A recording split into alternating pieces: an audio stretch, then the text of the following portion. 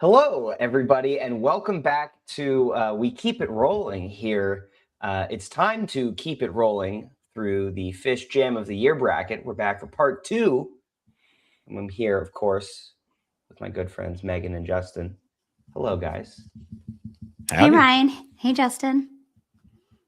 Ryan, have you had a chill day so far? I was going to say, I know Megan just probably left a bunch of third graders. Darted home as quickly as I can. You probably were just listening to some Phish jams just to relax and get ready for the pod.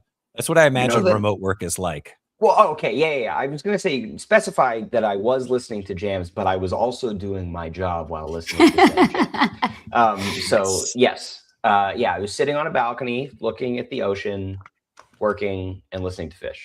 So wow, pretty tough day. We sort of like you anyway, even though you get to do that all day. We're not jealous at all. It's fine. I left work early, so don't anybody tell my boss. But I did listen to jams on the walk home. So does that count? I mean, that absolutely counts. Yeah.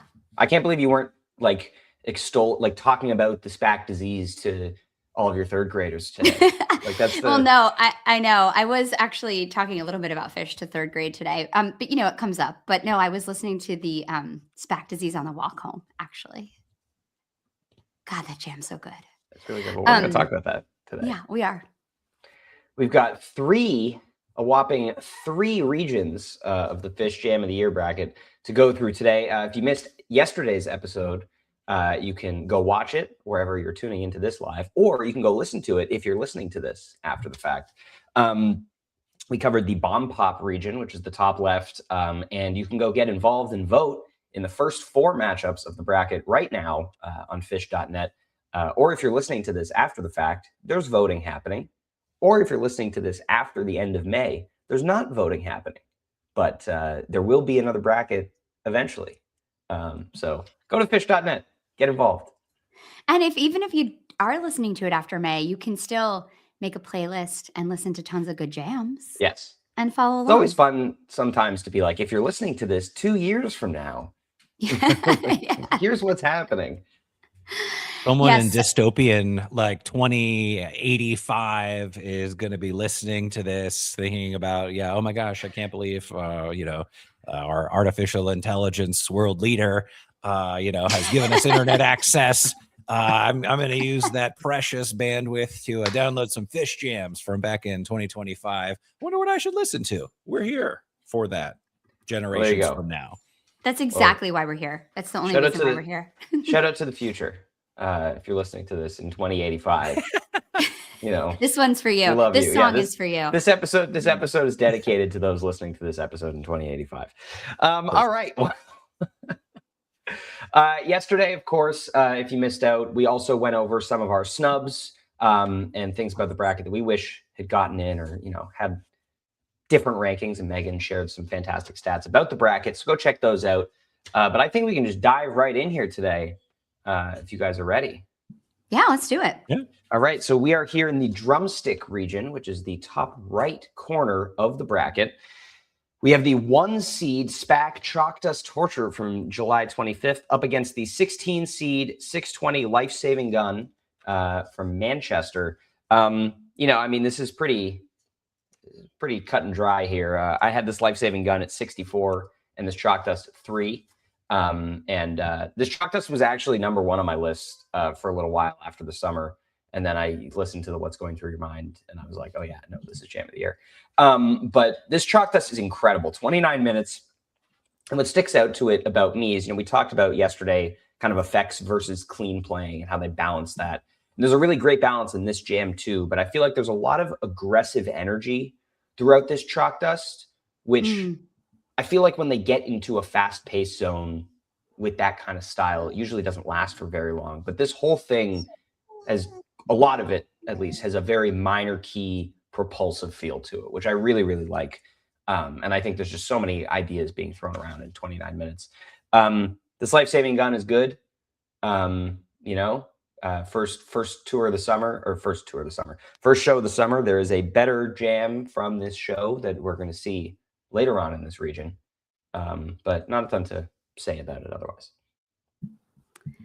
Yeah, I remember when this show was happening. It was, the beginning of summer tour, and it was really exciting to see some of the jams that came out of these shows. Yeah, I mean, this Life Saving Gun, I just love this song. It's such a great new addition to the catalog. Like, yes, every time it comes up, I'm so happy about it. Super rhythmic jam. I remember watching the stream, and Mike and Trey looked like they were just riding bikes next to each other. They were like pumping their legs like in lockstep. And that was, the beginning of when they had moved back towards each other again. And there was like this kind of Yes. reignited bromance next to each other. And they were like, Mike was posting pictures about them being next to each other. It was so cute. Great jam, Paige on the organ, like 19 minutes. It's good. Always fun to see a new song kind of stretched out like that. But yeah, this Chalk Dust is just an amazing journey into dissonance and industrial jamming.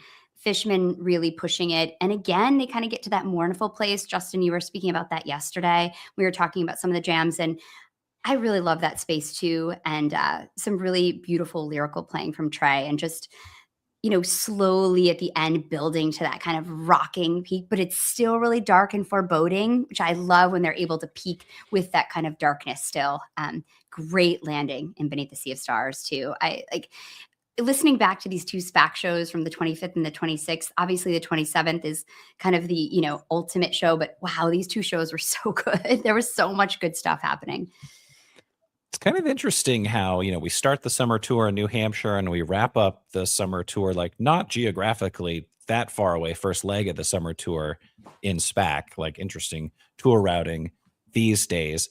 I agree about like that kind of emotional, there's like a regal lick around 22 minutes in this Chalk Dust Torture that kind of galvanizes things. And I remember Ryan, us talking about this when it was happening. This is an example of a jam where Fishman, instead of just kind of grooving, which obviously he's like the best in the world at just these multi-layered dexterous grooves, he's kind of rocking and driving things with a lot of energy as this jam progressed. And I thought that was pretty notable. Mm-hmm. The Life Saving Gun, I just like that they're in the groove, the aforementioned Fishman groove, but they just kind of keep it weird. And across that 19 minutes, like the Trey sustains and sirens that are going maybe 4 or 5 minutes before the end of the jam, momentum increases a little, and Fishman is contributing to a bit of tension. But yeah, obviously the Chalk Dust is going to take it here in this matchup. And not to spoil things, but yeah, for me, the Chalk Dust, which was my third favorite jam of the year, is the one that's going to emerge out of this region. You better watch out, Justin. That's another ranking that you have exactly the same as me. What do you have? Do you have the gold? Do you have the Golden Age second from June 27th? Okay, great. Yeah, me and Ryan, we're morphing into the same person. That's wonderful. Terrifying territory for you, Justin. Yeah, but yeah, I have this Chalk Dust making the finals and ultimately losing to the Pittsburgh. What's going through your mind? Yeah, me too. For now, yours. For now, for now, yeah. I mean, I want to listen to all of them as we go through, get closer. But yeah, I have this Chalk Dust going super far. Mm-hmm. It's incredible. Our next matchup, we've got the 8 seed, 7-15. My friend from the Man up against the Columbus Piper at a 9 seed. Another Piper here. This is a lopsided matchup for me in terms of my personal rankings. I had this my friend at 53, and the Piper at 26. So this my friend to me is a fantastic jam, really amazing kind of major key bliss peak, and it's the 2 of the 1-2 punch of the sand. My friend from this set. Really, really great, obviously. But I think this Piper is, it's a powerhouse. And the year of Piper, or the year of the resurgence of Piper is 2025. Yeah. And, this is another one we talked about, the Wave of Hope, having an amazing Trey peak from this show. This Piper, similar, just Trey really, really crushing it. Again, in this matchup, either one is losing to Chalk Dust in round 2. But I have Piper here. Yeah, I have Piper too. This was a little bit exciting when it happened because it kind of felt like it was a little bit of the return of the slow build Piper. There's a little bit more patience in the intro, which is like my dream is always that they just, slow build Piper comes back. But this is just kind of a straightforward journey to a trilling high energy peak, but it's really stunning and lyrical along the way. It's really pretty. Mike is using that really juicy, bubbly effect, and Trey's playing some really optimistic, like really high notes. It's so watery and lovely. I thought Trey's phrasing in this jam, absolutely gorgeous, really lyrical, and just an insane peak. Really great. That Columbus show had some really fun stuff in it. And then my friend kind of got lost for me, but I remember in the moment feeling how exciting it was that they play this absolutely epic sand, and then they go right into and jam my friend. It's like, yes. And I'm just so happy that my friend is like such a regular jam vehicle again. Not again, I guess for the first time in the last few years, which has been so exciting. And to play a jam after a huge monster jam is just, it's so badass, and I'm here for it. But yeah, Piper for me. I think that my friend is great, and I also think that it's like super duper overseated here. It Yeah. probably like Me kind of too. barely makes it in if I'm in charge of all 64 picks. I think it probably benefits from riding the coattails of the sand, which is incredible, as we'll talk about at some point. That Piper, I really like how my short description is the band does stuff over a glitchy Phish groove, and that's like a good thing. I like it when Phish isn't just like I doing like it when the band does stuff too. Yeah, right, but it's I mean, always it good. is, it's they're not reinventing the wheel as they're doing it. But I do agree, Megan, like the cascading tray lines, kind of later in the jam, they really hook up and sync up nicely with what Mike is doing, and because of that, it feels like when they get celebratory kind of late in the jam and bright, it's well earned and well deserved. As long as we're not just like pivoting from nothing into those bright celebratory peaks, like I'm here for it. I think it's fantastic, but it's like how did we get to this point? But so I'm going with the Piper. Technically an upset, but I think it makes sense. Yeah, I'm really surprised at how it was seated. I didn't even have my friend on there on my bigger list, but maybe just because it didn't used to be a jam vehicle and now it does. It has a little bit of a lower bar. I don't know if that plays into it. I'm going to say that's probably part of it. Yeah. Goddamn. Okay. Our next matchup here, we've got the 5 seed 422 San Francisco Ruby Waves up against the 12 seed 725 SPAC Set Your Soul Free. I did not rank this Set Your Soul Free. It was kind of circling the bottom of my list for a little while, but didn't end up making it on. And I had this Ruby Waves at 7 overall. So this is underseeded for me. I love this jam. This is, I think, off the top of my head, I think this is my highest jam of Spring Tour.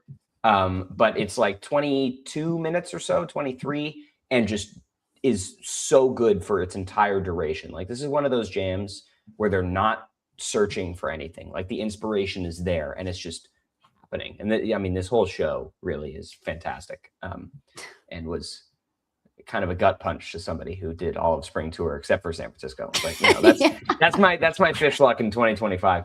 Right.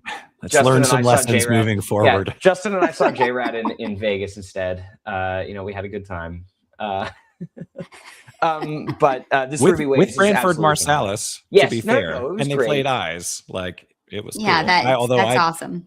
I didn't have plans to see Phish in San Francisco, so no, I was. Neither did I, to be fair. But anyway, yeah, Ryan, I also have this. Sorry, I just wanted to agree with you. I also have this as my favorite jam, or at least my highest ranked jam from the spring run.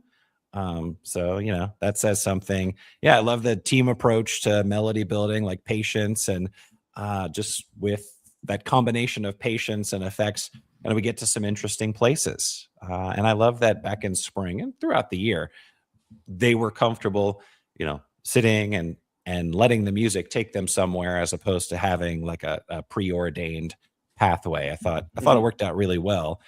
An interesting, the Set Your Soul Free. It's like the reverse effect of the Philly, my friend. It's like, this is what preceded the Chalk Dust Torture in SPAC on night 1. So maybe it's getting like a little bit of a lift. I mean, I have it like maybe could be ranked barely making it into a top 64 bracket. But yeah, tonally interesting and kind of moves between a couple of ideas, but there just aren't aren't that many crazy ideas, and there aren't that many ideas in general. It was nice. Yeah, it's interesting. I mean, I love this Set Your Soul Free. I think for me, it ranked a little higher just because it didn't beat the Ruby Waves. Let's just be clear, but it ranked a little higher because they're again using that new sound. And this was some of the first time they found the that. chanting. I love it. You know what I love more than anything is just when I hear something new, especially late in a tour. And this is a sound that we hadn't heard from the band yet, at least that I know of. And to me, it sounded really exciting and it was fun to hear them playing with that. I love a dark soundscape jam. Yes, it's spooky, creepy. But I agree that it doesn't have kind of the scope or the depth. This Ruby Waves is super high up there for me. I mean, this is definitely one of my favorite jams of the year. Definitely top 10, maybe even, top 6, 7. It's just contemplative and spacey. God damn it, Justin. Away. Oh. Justin, how dare you do the 6-7 move? I still sometimes forget that. And it's fading from third grade life. I was gonna just move past it, pretend you didn't say it, but I can't believe I haven't learned better than to say it. There was a period for like 3 weeks where you couldn't say it. Now it's died down a bit. Thank God. I think like winter break deflated that a little bit. So that's good. But yeah, I think that this jam really, like you both have said, it has an intentionality and also a really being led by the muse feeling to it. It feels like no one's pushing. It's epic, like right away. By like 7 minutes in, this is what it would take most bands to get to at like 30 minutes. It just has such a huge feeling to it. My notes, the end, it just says perfect jam. Like it's just a great, perfect jam. And, Ruby Waves, super high batting average, just absolutely amazing. And arguably king of the really unnecessary re-entry to the song. This one is not that's good. a hard. There's a lot. This one of is really songs not that could good. be up for that. Yeah, but this particular version is really egregious. We have to talk to maybe Rick from Goose can talk to Trey about re-entering songs because he's really good at that. And more than Trey, way more than Trey. I mean, Rick's move, rather than just crashing back into the song, is doing like that big open strum thing and then just also abruptly going into it. So there's a little bit of preamble, but it's still, it's not as harsh. Maybe abrupt. I don't know. Yeah, maybe I'm just not listening as closely. Yeah, but, I think that's the case. Okay, I'm too generous to Goose. There you go. You have it here. Yeah, but this Ruby Waves, it's kind of sad that it goes up against the Chalk Dust in the next round for me because I think it probably would have gone further for me if not. This region's pretty brutal for me. Like a bunch of the top seeds in this region are jams that I had ranked really high, whereas the bomb pop region, there's a lot of jams that I had in the 30s and 40s that this Ruby Waves or the Tweezer that we're going to talk about in a second, had they been in a different region, by my list, they would have done a lot more damage in this bracket. But, Yeah. Agreed. Wisdom of the crowds, as Neil would say. Are we ready to move on to our next matchup here? Oh, yeah, because this is one of my favorite jams of the year. Yes, this is a Megan jam right here. Yes. We've got the 4-seed Charleston Tweezer from July 13th up against the 13-seed Birmingham Runaway Gym from September 13th. I mean, talk about a blowout. This Runaway Gym is really cool for the novelty that it is a jammed out Runaway Gym in the year 2025, which doesn't happen much. And it is a fantastic peak, not just straightforward, but I don't think it should be in this bracket, personally. But this Tweezer, on the other hand, I had ranked 11 overall, 29 minutes, absolute powerhouse of a jam, a few different sections. But Megan, I will let you get into detail on this because this is your jam. This is my jam. And I had a lot of fights with a lot of people on HF Pod about this jam because everybody was saying it wasn't that great. And I was like, what are you talking about? It's funny because this is one of those jams that I didn't take a ton of notes on. I just have huge feelings about it because it's so propulsive and driving, but it's also dramatic and emotional on top of it. And there's just something about it that I remember after it happened, Ryan texted me and was like, that was a Megan jam. And there's just something about it that is what I love about jams. And I think it's when it has this sort of inevitable feeling about it, this push forward, but then they're also able to find deep feeling within that or on top of that, that I just, It's for me, and I love you, Ryan, for knowing that about me. So yeah, this is a huge blowout for me. I was surprised that this Runaway Gym is on there. This wasn't on my larger list. I don't have a lot of big feelings about this or any real feelings at all. I don't know. I feel like there's a lot. Is this the show that has the most? Is Yes. 913? There's a lot because of Runaway jams. Gym and Cities both made it, which Yeah. both I didn't think need to, but yeah. Yeah. It is okay. like a clever set one finishing pair of the big bathtub gin into gym. So I do Yes. think that, again, Right. like some of the pairings we've talked about, like maybe it benefits from that a little bit. And anytime, although recent memory would suggest otherwise, anytime Phish is down south, it's like, oh, hey, they played a pretty solid show. You're like, whoa, okay. It almost like carries Totally. people down south.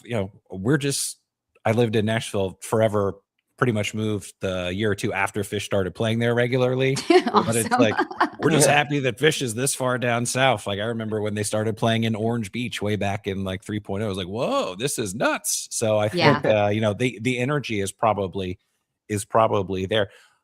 About just philosophically, Megan, because I love this tweezer. Also from the I have South. several- also from the South.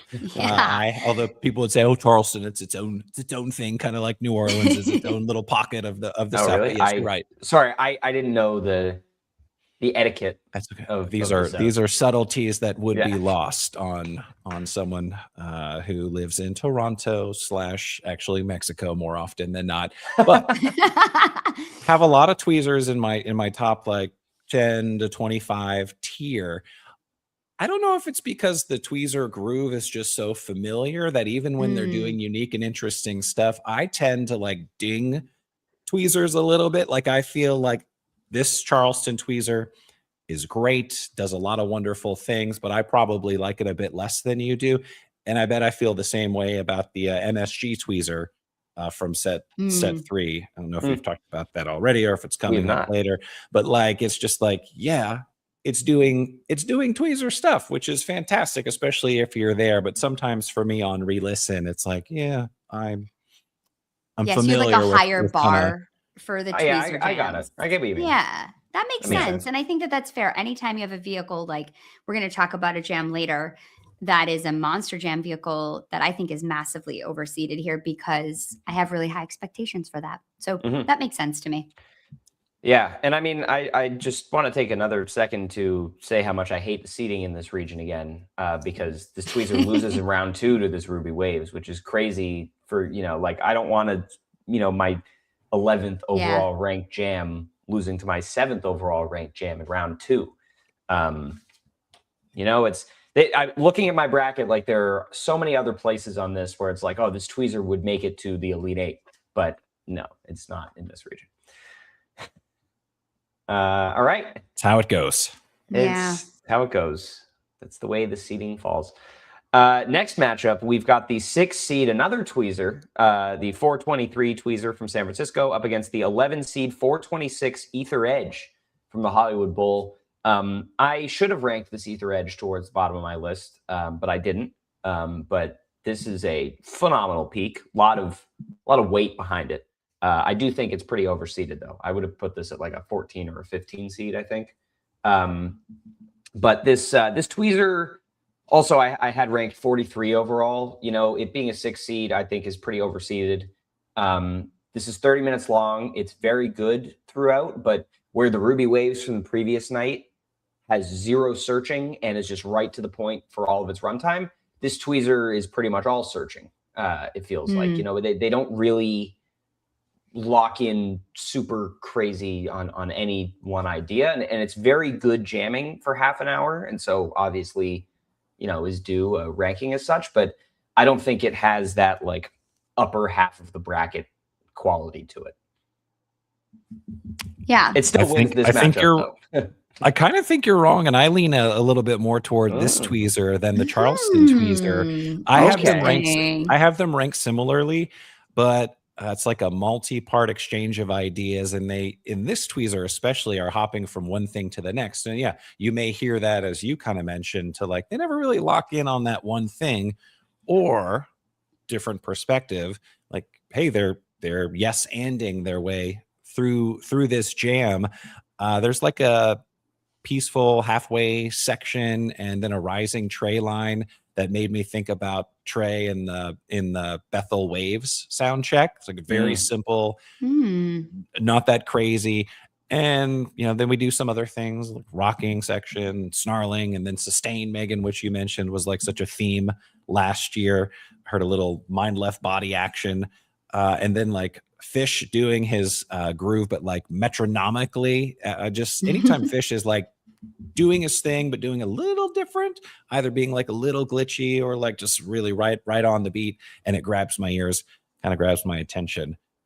I don't know which you like, the Charleston tweezer better than this tweezer. I know this isn't the matchup, Megan, but what did you think about this tweezer?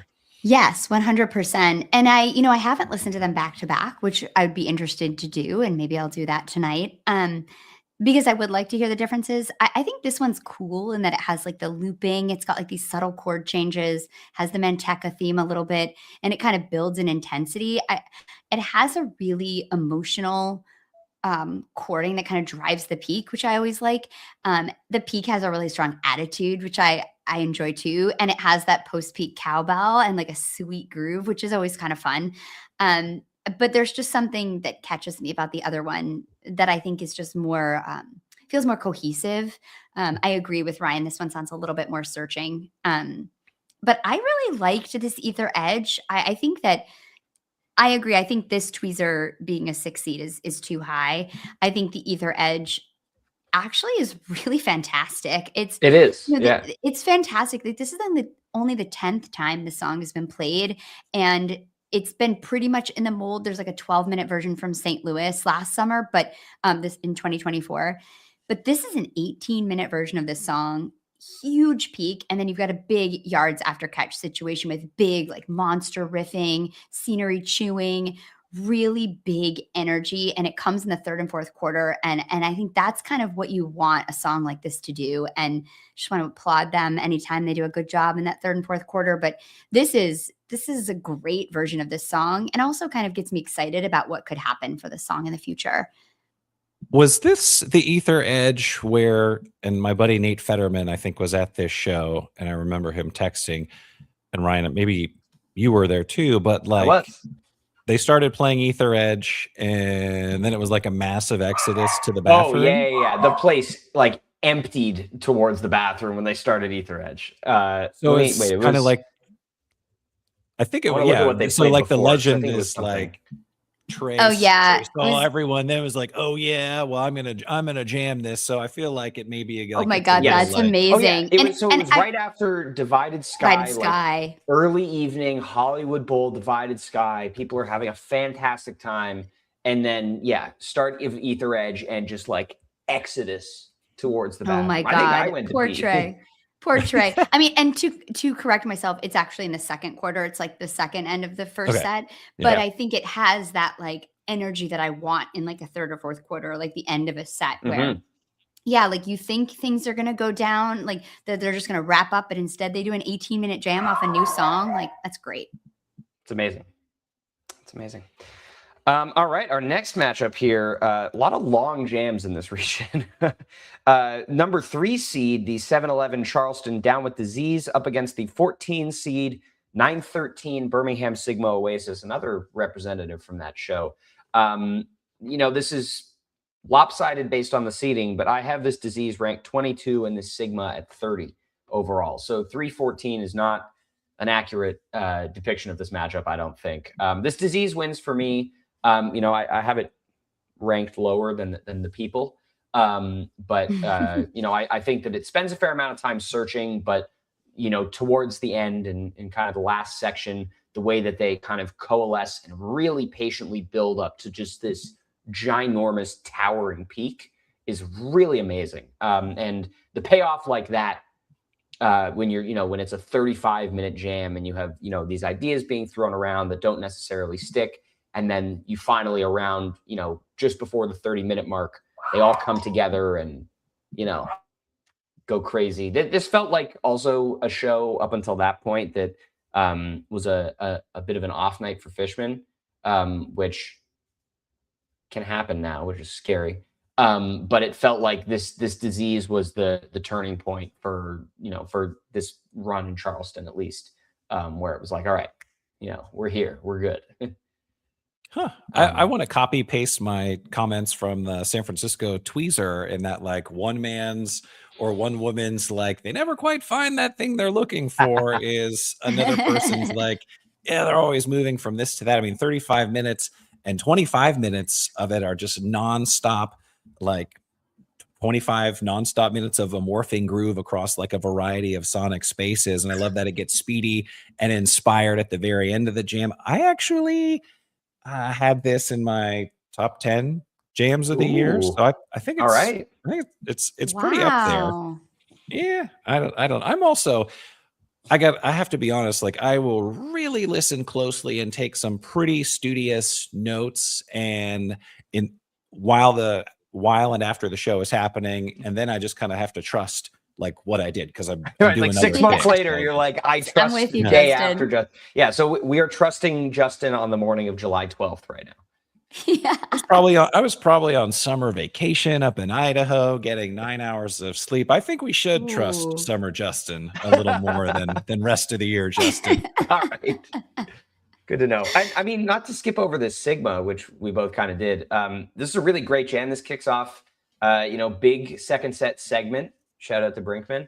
The Sigma Disease Life-Saving Gun, of which 2 of these jams are in the bracket. But this Sigma is really, really cool. And always nice when they jam this song out, which doesn't happen as frequently, I think, as we would like. But just really great momentum behind and energy behind this one. I think, there's not, it doesn't get weird or anything like that. That's for the Life-Saving Gun later on in the set. But there's just really great energy and momentum and playing from all of them in this jam. So yeah, that's why I had it at 30. But I was a little torn on this one. I have to say, I think that I think because the disease is the longest disease ever, it gets a bump.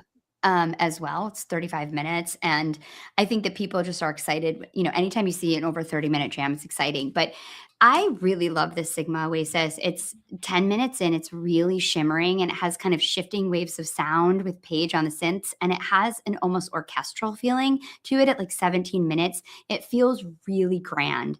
And Trey solos really beautifully and passes it over to Paige. And he's playing so sophisticated on the piano. It just sounds really rich, and it has such a nice depth to it. I think it's a little underrated, and it's kind of easy when they play really beautifully to think that that's easy to do. But the Down with Disease, groove-based jamming, Mike's adding like this crunch to the peak, which I really love. And then they've got a lot of like rhythmic post-peak playing, 2 big peaks in there, which is great. Really lovely patience in the middle. There's almost like a noodling feeling to it. You can hear the jam like almost petering out, and then they find their way back to this really muscular, dramatic, just great peak, and landing perfectly in that Down with Disease riff, which is just awesome. So I did give it to the Down with Disease, but I was a little torn. I'll back you up, Megan. Says. Sorry, Ryan. I was just going to say, I'll back you up, Megan, in that I do think the Sigma is maybe a little under ranked. I agree with you there. Yeah. Yeah. Okay, nice. And I love how you mentioned, or at least something similar to it. It's like very cinematic, and there's like a serene kind of longing quality to the way Mike and Trey are both playing toward the tail end. And it's just really nice. I like it. Yeah. I do too. All right. Our next matchup, second to last here in the drumstick region, we have the 7-seed 620 Twist from Manchester up against the 10-seed 427 Fuego from the Hollywood Bowl. I had these ranked 25 and 27 respectively, so it was a close match for me. But I'm going to get on my soapbox for a second and be like, Phish, play jams like this Twist more. Yeah, this is incredible. I love Haze. Haze jams are amazing. This Twist rules. Anyway, I'm going to get off my soapbox now. But yeah, Twist wins this matchup for me. I like this Fuego a lot. I really love the concept of a 22-minute jam in the encore. Which is a fun idea that I think they should do more. I remember them starting the encore at this show, and it's like Fuego, like interesting. Like, I was thinking like Mondegreen, like, okay, I guess they'll peak it and then it'll be over. and then 22 minutes of a really cool groove. I think that this is a Megan jam. I think also it's just very groove based, which is nice. But yeah, would love to see more Type 2 in the encore. Let's get that. But if we're choosing between whether we want more Type 2 in the encore or we want more jams like this twist, I'm choosing more jams like this twist because this twist is awesome. It's the best, and I had this really high, and I have a big move up question mark on my notes because I remember streaming this show when they played this jam, and I was like, oh my God, this tour is going to rule. Like, it was so exciting because there's a slow and unruly segue into the song. It's so cool sounding. It's really spacey, but then it has like this reggae swing inside the space. And the way that Trey and Mike are talking to each other, it's so kind of delicate, and you can just hear them in conversation. And my God, it's so breathy. This is kind of the willingness to float in space and sit in darkness.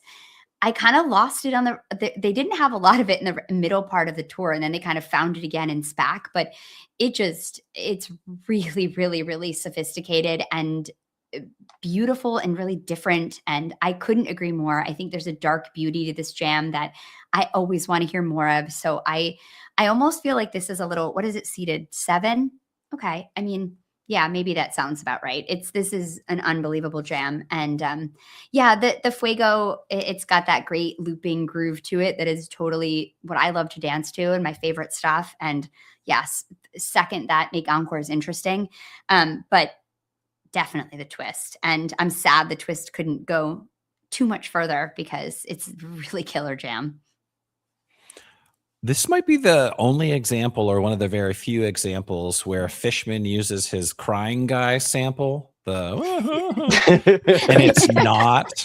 it's not just like, all right, dude. Oh yeah. No, cringy, He busts that out in the middle of this jam when they're like in that like quiet wash of effects. I was mad at him, Justin. I have to tell you, I was mad. I was like, don't ruin this. Hey, man's I hate this sample is another man.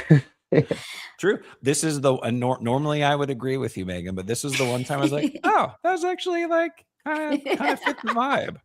So yeah, I was into flashback to when he was using when he was using effects all the time. I don't remember what tour that was. The first show of 4.0, the Slave from Arkansas, where he's just hitting the effects the whole time, and it's like, what? Like, what are you doing? Why? Why are you doing this to us? Yeah, exactly. And then they released that on YouTube because they're they think they're funny. Yeah, which they are, but yeah, Justin, any more thoughts? Sorry, we cut you off. No, honestly, that's about all the value add I have for that twist. Although I will say, just in hindsight, Summer Tour started off hot. Like I agree, Megan, how like New Hampshire was like, okay, fantastic. We're in a good good spot. Austin, yeah. Pittsburgh. Something happened after Austin that kind of made the tour inconsistent. I don't know what that was, but I don't know what that was either. It was like around a holiday, I think. I don't know where they were, but yeah. Yeah. I don't know. Somewhere that I guess Phish doesn't like. Dicks. I don't know. Yeah, exactly. The curse of not playing dicks. That's what happens. I know. Also, that's what happens when you take 4 days off in the middle of the tour, and it kind of halts your momentum a little bit. Yeah, there's so many reasons, right? I also can't imagine like they enjoyed traveling from Pittsburgh to Texas to Colorado. That was really bad routing. They should have like added an Oklahoma City show in between Austin and Folsom, like just have something on the way. When was the last time they played Oklahoma City? It's been a while now. It's in the rumors for Kansas City's in the rumors for this. I feel Oklahoma like did they play Oklahoma City at some point in like early-ish or mid-ish 3.0? 2012 for sure. Really? So they played the Zoo Amphitheater. Yeah. Let's see. Oklahoma City, Oklahoma. Oh, the only time they've ever played there is 8/29/12. So there we go. That'd be a pretty big deal if they went to the only time they've ever played in Oklahoma City. All right, our final matchup here in the drumstick region, we've got the 15 seed 423 San Francisco Gumbo up against the 2 seed 628 Austin Ruby Waves. I did not rank this Gumbo. I have this Ruby Waves at 6. Novelty of a jammed out Gumbo, people. This is very cool. And they should keep doing it. We got 3 notable gumbos last year. We had this one, we had Pittsburgh, and we had Hampton, all of which are great, all of which I think need another, level on it or more jamming to be truly bracket worthy. This Ruby Waves, on the other hand, 30 minutes, kind of two sections to me. There's like the first half of the jam, very melodic, very nice, kind of also great momentum. And then you get more into that exploratory, more percussive zone in the second half, which is really, really good. I mean, shout out to these Austin shows. Like both of these are amazing.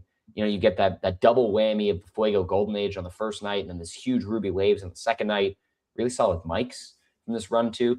None are in this bracket, but sneaky, really good year for Mike's song. Yeah, I agree. They had some standards, really good, like extended stuff. Yeah, I agree. Yeah. I agree. They were giving it like a little extra mustard this year, I think. Yeah. But yeah, anyway, this Ruby Waves is my number 6 overall, and it goes to the Elite 8 and loses to the SPAC Track Fest. These shows were not played at the the F1 racetrack in Austin, right? This was an arena somewhere. I mean, good. Okay, yeah, June in Texas. No, like it's hot as they did July outdoors in Austin in 2018, the last time they were there. So yeah, and when Brian said the best part of that whole show was when Mike zipped off the bottom of his pants and turned them into shorts, if I recall correctly. Oh my God. I would agree, Ryan, that the Ruby Waves is great. I mean, a half hour, and I like that it's a moody start, and then does that rhythmic and kind of like dug in thing. And I would say maybe like a third section you could consider is just that it gets thoughtfully peaky toward the tail end. But I think that I have the Ruby Waves obviously going to round 2, and then going to the Sweet 16. But I have it getting upset by, I guess, the Charleston Down with Disease that I liked that maybe you guys didn't love as much. Oh, interesting. Yeah, that's interesting. Yeah, I don't know. I have the Ruby Waves going on, but I don't know. I don't think it's, and for me, it wasn't like a 2-seed jam. Like it's a great jam. Agreed. It's great.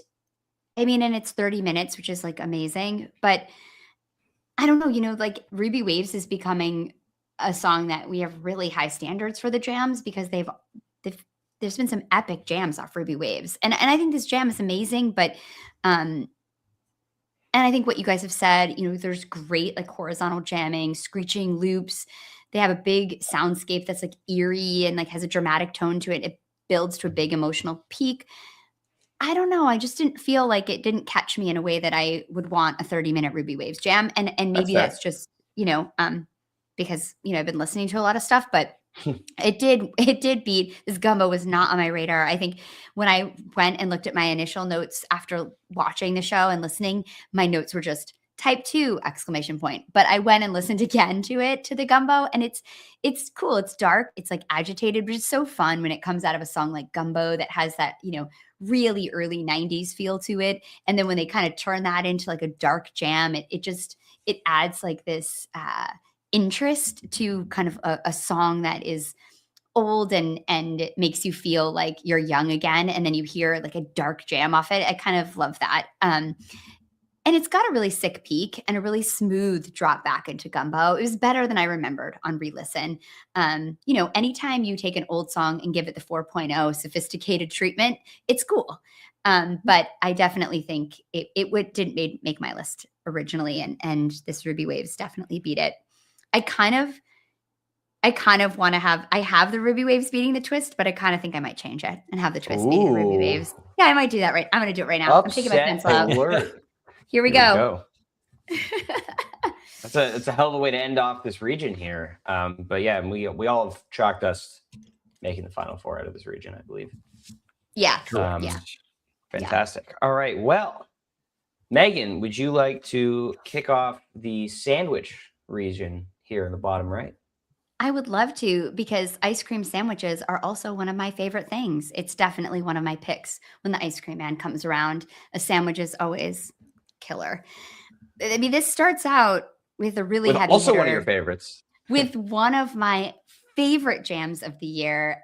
When I first saw this, the next morning I took my notes because I was at SPAC, and the next morning I took my notes and I was like, is this my jam of the year? Yeah, the 726 Down with Disease from SPAC, and it is up against the 921 Golden Age. So we've got a 1 seed with the Down with Disease up against What's a going through your mind? 16 seed. Oh, I'm sorry. Did I say something else? Did I say You said Golden Age. Oh, because it's right below it. Sorry about Yeah. that. What's going through your mind? It's the Hampton. What's going through your mind from 921. Yeah, this Down with Disease is, to me, it's incredible. I just was listening to it on the walk home, as I mentioned, and it's so narrative. It's so patient. It's so communicative. It's super risky. There's such a driving, almost militaristic feeling to the beginning of the jam. It's so hungry and intense sounding. And then all of a sudden they just kind of like drop out, and Fishman goes from playing this like polyrhythmic, super intense rhythm, and they just end up in this completely blissy, not really blissy, sorry, ambient, really, really dramatic space, and they just float there. And it was in the moment, I know this is attendance bias, but hearing Phish jam, like an ambient jam in the moment, was like all I ever want in life. And I was so happy, and it was incredible. And I think it holds up on re-listen to the way that they're communicating during this jam is just absolutely amazing. But this Hampton, what's going through your mind, is also really patient. It's really contemplative. There's an aimless beauty to this jam, has a really pretty bliss peak. And the melody kind of breaks down after the peak over sheets of synths, and then a really perfect, absolutely incredible segue into Sense and Subtle Sounds. So I think this jam definitely gets a lot of points for this segue. I remember watching this on the stream and thinking like, that was absolutely incredible. It's probably the best segue of the year. It's so beautiful. So I think that this Hampton is it's kind of sad that it has to be up against the Down with Disease because it loses right away. Yeah, I blame the Phish.net jam chart team for this What's Going Through Your Mind being a 16 seed because they refused to jam chart it. Really? There are too many good What's Going Through Your Minds, Megan. You can't jam chart them all, apparently, even if they're all 20 minutes and fantastic. So that's not true. You can have a standard, but I think a new song that's 2 years old that goes 20 minutes, it should be on the jam chart. I mean, I'll take it up with Charlie. We should take it up with Charlie. I think, as you know, I'm biased because I do jam charts for a different band, but I look at the quality of jam, not the song that comes out of. So like, for Goose, we had like 9 jam charted Madhavans last year, and like, great, they're playing amazing jams out of that song. I'm gonna, chart them. But, I hope that this means, like 5 years from now, that when people go back and look at, what was really good in 2025, hopefully this doesn't get skipped over just because, it doesn't have a little thing written about it. But anyway, I had this What's Going Through Your Mind at 31 overall. So, 16 seed is kind of a bit of a dick punch. And I had this Disease at 10. This is the only 1 seed that was not a 1 seed by my rankings. I think this is a fantastic jam. It's in my top 10. But I don't think it's quite on the level of the top jams of the year. I do agree with you, Megan. I wish they would do this free ambient thing more often. It's really cool, how that happens. And also the way that they kind of just deconstruct into it, you were talking about earlier, but how they're like charging forward, and then Fishman gets up and goes to the Marimba Lumina, and suddenly they're just, floating in like suspended animation for like 5 straight minutes. And they don't do that a lot. I think of like the 12:30:17 Steam, I think there were a couple of melts from 2019, or the 12:3:19 2001. But this kind of thing doesn't happen very much at all. So it's really cool when it does. We need to applaud it. My girlfriend and I were holding hands, just like, what's happening? This is amazing. Like, we were like, oh my God. This is so great. Sorry.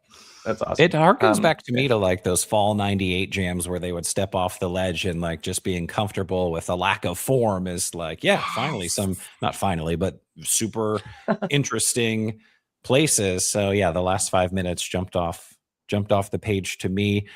Ryan, I'm also biased because I also do jam charts for a different band. And I think it's just such a self-inflicted rule or philosophy to say we can't jam chart all the tweezers, or we can't jam chart all the what's going through your minds. It's like, if it jams, you can jam chart it. Meanwhile, we don't need to jam chart a Water gumbo in the that goes Sky. 12 minutes or Water in the Sky that Yes. goes 9 minutes, that sort of thing. No. Like, it should It's be like 4 minutes.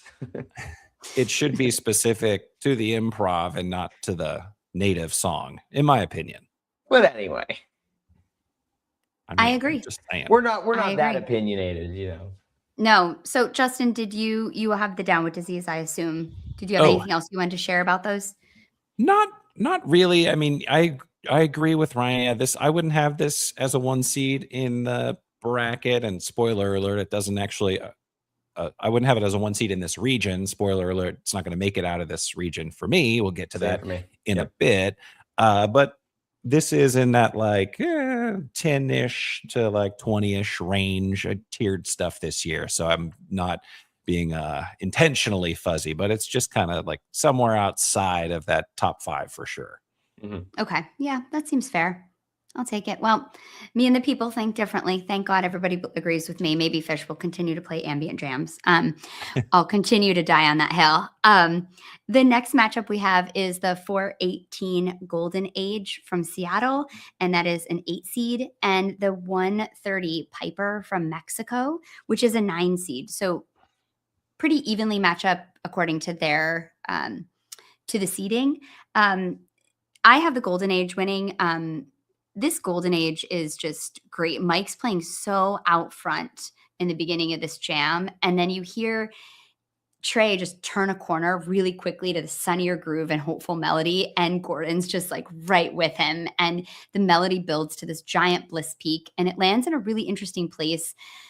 Trey's playing these high agitated notes and the rest of the group kind of dropped into this spacey, repetitive groove. And to me, it just felt like a very communicative jam. And they kind of descend into this careening space of noise and intrigue. And, you know, Fishman and Gordon kind of keeping us tethered. And this is a great, great jam. And kind of in that deep well of the ending of it, how Trey finds the chords to what's going through your mind is pretty great. Nice 23-minute jam. That beats the Piper for me, but this Piper's really great too. Immediately dark and growly soundscape jam.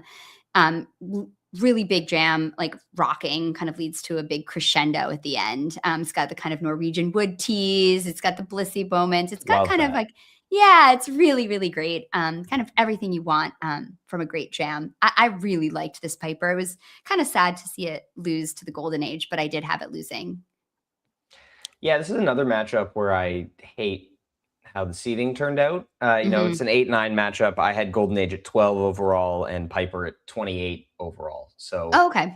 Unfortunate. But I love everything you said on the Golden Age, and just the fact that after everything that they were doing, and when they got into that weird section towards the end, like then they start teasing Split Open and Melt. Like just complete off the rails craziness. And yeah, and first show of spring tour, you know, 418 was pretty great. Tour openers were good this year. I know. Crazy.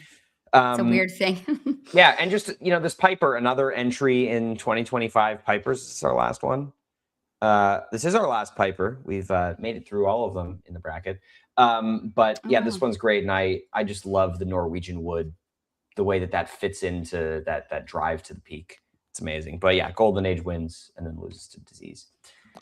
I actually went with the Piper winning here. So I guess a little bit of an upset. I like how unhinged Mike and Trey are kind of early in this Piper, 6-7 minutes in, kind of starts weird and then turns uplifting and does that Norwegian wood thing before kind of rocking to a finish. I did really like the Golden Age. I've heard a moment, I'm not exactly sure when it was, but at some point they're like about to get back into Golden Age. And then Mike employs his Chase Bliss mood pedal and starts doing some of those high register, like,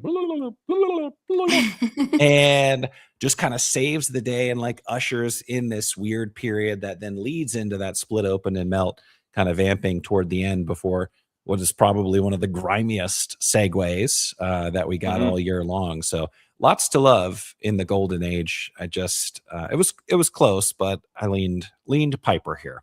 There we go. Yeah, I think that's a close one. Shout out to Jake Brownstein and Eggy for making Justin an expert on all things Chase Bliss. Whenever Right. you say that, I actually think of Eggy and Jake. So yeah, I'm Yeah, learning yeah. only from Jake and you. Yeah. Nice. Nice. Yeah. Yeah. Pioneer, We'll see pioneer of the what pedal. other, I mean, Chase Bliss has a There's a million lot. interesting pedals. Like the Mood is the one that we think of the most, and that's the one that I believe Mike is using every once in a while. He tends to like have it sort of dialed in a similar way. But yeah, Mm. Jake's got like a whole bevy of them on his pedal board and is doing all sorts of cool things. But that's another pod for another day. Uh-huh. Yes, if you like Eggy, you've got to listen to Vice of Virtue. Amazing Thank you. podcast. And yeah, Eggy, what a great year Eggy had. Mm. Okay, getting back to our bracket here, we've got a while to go still. We got to stay focused. Our next matchup is the 5 seed. It's a 622 tweezer. It's the third tweezer Third after one. Pillow Jets. The third one. And in my opinion, the best one of that night. And it's up against a 12 seed, the 912 Chalk Dust Torture from Louisville. And I have the tweezer here.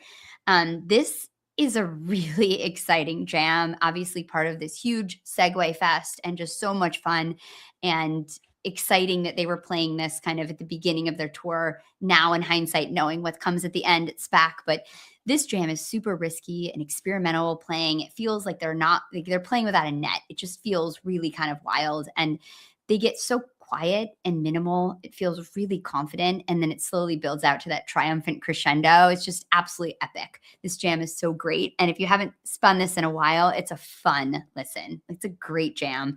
And I have it beating this Chalk Dust Torture, which is, for me, really great, energetic, sunny lead off into the jam.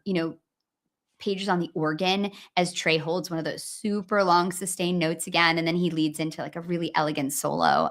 Trey sounds absolutely incredible on this jam, and it's pretty big. It's just Trey. To me, this is like a Trey standout jam.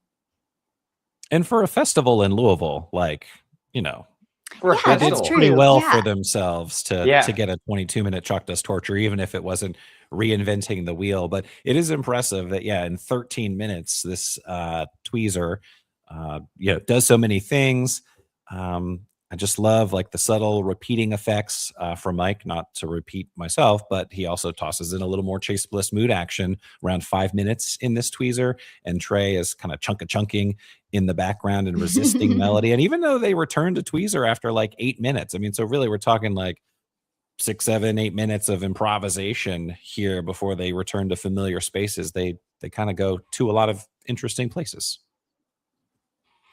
Yeah, I had this tweezer at 14 overall and this Chalk Dust at 24 overall. So another one for me that's closer than the seating says. Funny to me that this and the first tweezer from this set are both 5 seeds in this bracket. I think we all had them ranked much further apart, but I think it's funny that they both landed around the same rank. Yeah, this tweezer is just so out there, and it's one of those things that when you get a tweezer fest like this, there aren't usually multiple segments of it that are improvisation heavy. You usually get the big tweezer, and then when they come back, it's more like the second one, for example, where it's like a fun thing and they vamp around for a couple of minutes, then they segue. And so it's really cool to have this one be the best improv of the bunch. Not a ton to add there. And yeah, shout out to Phish actually playing a jam at a festival set. I expected nothing out of this Bourbon and Beyond show. And so really, really excited that we got a jam of this quality. Lucky festival crowd. If you were seeing Phish for the first time at this festival, you got a good one. Yeah, absolutely. And Phish, you can jam whenever you want. You can jam at festivals. You can jam in Mexico. You can jam in Boulder if you want. Boulder, it's iffy. You could jam in Mondegreen, not in the middle of the night if you so choose. Up to you. You can jam in Mondegreen, day 4. You can jam. Our next matchup, speaking of Boulder, is a 4 seed 1228 theme from MSG, and it's against a 13 seed July 3rd Sneak and Sally, which to me, this is massively overrated. I listened to it again. I think it's kind of throwing Boulder a bone here, but It is exactly right. I mean, to me, I Yeah. was like, what? I actually did not have this on my list. And I went back and listened to it last night when I was reading because I was like, what? Is there anything from Boulder that I want to listen to again? And I will say, this is kind of fun. There was a pretty big show gap for Sneak and Sally. It was an 81 show gap. So it was kind of fun that they played it. And it's 17 minutes long. Some kind of murky funk, which it goes into some uplifting playing. There is something really beautiful that happens in this jam, though, at like 10 minutes in. Trey is playing kind of Allman Brothers-y. It almost sounds like The Dead, though. It sounds very Jerry Garcia-like. It's really noodly and melodic. It's absolutely gorgeous in a way that Trey doesn't play a lot. So listening back, I will say I appreciated this a lot more than when I first heard it. But I think I was also kind of just overwhelmed with what was happening or not happening in Boulder. But this Sneak and Sally definitely gets beat by this theme for me. This theme is dark, it's sultry, it's edgy. It's the first of this run that was really hypnotic, and a lot of the jams in MSG felt really hypnotic. There was such incredible layering going on underneath, and they were doing this thing that I love, which is when they play almost a tinny, really kind of thin sound against under, I should say, the really warm, rich notes that Trey's playing. And so it makes this contrast that is just a really fantastic place that I love about 4.0 Phish. So I'm definitely going for this theme. This theme was like, maybe MSG will be great. We'll see. But it's a Megan jam. It's a Megan jam. It is. It's a dark, sultry groove. That's my jam for sure. Yep. Straight grime. Yeah, more themes like this, please. Keep jamming it out. It had kind of a big year in 2022. There were a few few big versions. St. Louis 2024, but largely, does the theme thing, which is fantastic. But I would love to see 2026 really open it up. I think they played a decently sized one at Soundcheck in Mexico yesterday. If nice. memory serves from what I saw. So, maybe Soundcheck doesn't always really, mean something like that's going to happen on stage, but, we'll see what may or may not happen. But yeah, I love this. I'd theme at 39. So this is definitely overrated. And, this is kind of what we talked a little bit about, like the recency effect last year. And, Justin, also how you have like opposite recency bias. But I think this and, a couple of the other jams from the MSG run definitely suffer from some recency bias. And, people, it's still like the freshest in people's minds as they're putting together their rankings. And so might get a little more than it deserves here. But yeah, very pleasant Sally jam. I agree with you, Megan. It's definitely throwing Boulder a bone. It had to have something, right? Like, well, I mean, that's the thing. I feel it's good. like, Type 2 Sally. Best one since Type 2 Sally. 2016, since Bill Graham, which is phenomenal. But yeah, I think that's all I got here. Theme was my favorite jam from the New Year's Eve run. I kind of liked it a little bit more than the Tweezer and the Piper. It was close, but I actually think this is I agree. I agree. Pretty appropriately seated. Just patiently or living in those deep zones, and it's kind of like a leisurely 4-way groove, but it's mesmerizing just about all the time. There was a point about 19 minutes in where Trey is on, I believe it's his Octaver pedal, which can kind of give like a little bit of a synthy, slinky sort of clean sound. And right then I was like, oh, Denver 1117 Ghost vibes, like a stretch, and it's not that. Yes, but like just briefly, I was like, okay. So I went with the theme here, and I have the theme going into the next round. Although I do have the SPAC down with the Z's beating it. Yeah, same. Yeah, I have exactly what I have too. I have Tweezer beating the theme. The Manchester. You do? Tweezer. Yeah. I don't think so. Based on my list, I had Tweezer ranked 25 spots ahead of theme. So 25, huh? Yeah. I think I maybe underranked the theme a little bit, but I stick by it. I stand by it. My ranking. I will that's fair. stand by myself here. All right, let's move on. We've got the next matchup is the one and only, I believe, You Enjoy Myself on the bracket from 427 from the Hollywood Bowl. And this is a 6 seed. And it's up against Carini from 621 from New Hampshire, those opening tour shows. And that's an 11 seed. For me, this is an upset. I have the Carini beating the Yem. Yeah. I mean, Yem, for me, you're going to have to do a lot for Yem to be a jam that I want to like push through as a winner of a jam chart thing, because I just feel like so much of the song is composed, and then they have so much of it just sounds like a Yem jam. And as someone who just listened to 150 Yems that Brian Brinkman gave me a list to listen to for our HF Pod Mount Rushmore series, I can attest that most of them sound very, very, very similar. There have been some absolutely jaw-dropping Yems, and if you want to find out, you can listen to our Mount Rushmore episode, because we get into them, and they're really, really great, and it was really fun to listen to them. But this one, to me, it's a beautiful jam. It's almost 28 minutes, which, you got to take that down a little bit because it's Yem. But I really love that they start playing off the riff that they're singing after the vocal jam, and they go right back into the jam. And it is really interesting. I think Paige sounds unbelievable in this jam. Gorgeous segue into twist. Longest Yem since 1998. So I guess you gotta like put it on there because that's a really long time. 6 seed's a bit much though. I agree. I don't think it's a 6 seed at all. It was on my list, but it was definitely not this high.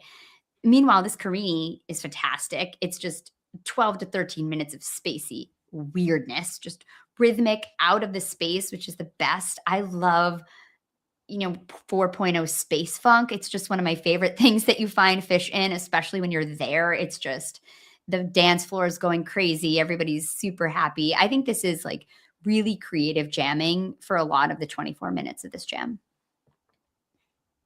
I would be the first person to agree and say, hey, like a Fluffhead or You Enjoy Myself is going to have to do a lot to like make any moves in any sort of jam bracket. And there's 12 minutes of jamming though at the end of this like 15-minute like pretty proper You Enjoy Myself, and it does do a lot of things. So I think it's too highly seeded as a 6 seed, but I did give the edge to the You Enjoy Myself. I agree that the Carini, I love the first half of this Carini, like just the effects based sort of meditative like exploration that's happening is wonderful. It gets like just a hair rote for me in the tail end, as like once Trey's kind of like helicoptering his way back into a rock groove, and then they step on the gas to get into a wave of hope. Like, it's great, but it's just not like insanely unique to grab my ears. But this was a close one. This You Enjoy Myself as the most recent jam that I listened to just on the way home. I was like, I wasn't sure how I was going to roll. Refresher. But It's a hard matchup. This is one of the harder matchups, I think. Yeah. I mean, I had this Yem at 55 overall and this Carini at 32. So, lopsided in the other direction for me. I agree with both of you to a certain extent. I'm with Megan here. I take the Carini for the upset.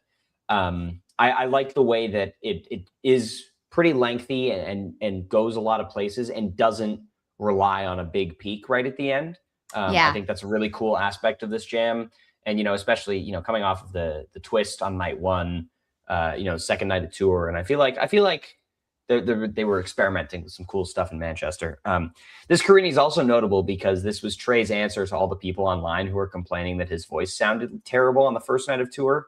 Because like right at the beginning of the jam, he does that really like Robert Plant, like held vocal note for like 20 seconds. And it's like, yeah, fuck you. I can sing. I forgot about that. It really did sound bad though. The twist though. Like, it's not good. Bad. But he's like, don't worry. He's like, don't worry, I have steroids. Yeah, I'm good. I'm fine. I'm good. Listen, tonight, probably not going to sound great. I think that it's a thing now that like the first night of tour or the first night of a run when he hasn't played a show in a while, his voice isn't the best. But yeah, we'll see in a few hours when He's Phish been plays. traveling. He's Hey, been we haven't on, talked about this yet. Phish plays in like 3 hours. I know.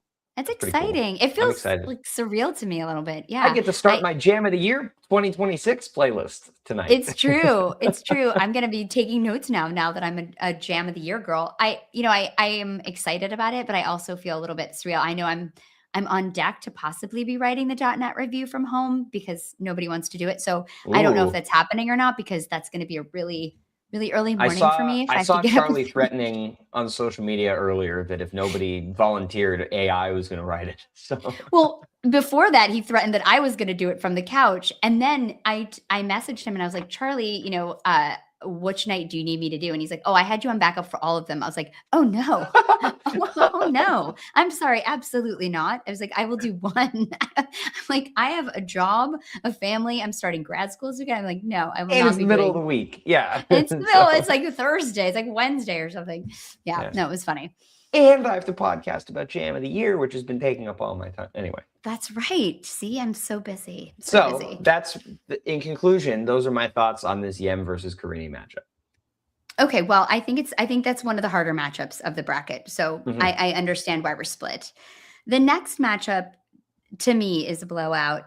We've got the 3 seed Hampton Tweezer from 919 up against a 14 seed 725 Bathtub Gin from SPAC, which to me I feel like is, I don't know. I think it wasn't good. on my original list. It's good. It's like, driving, rocking groove, big, builds to a It big does the peak, 20-minute gin thing.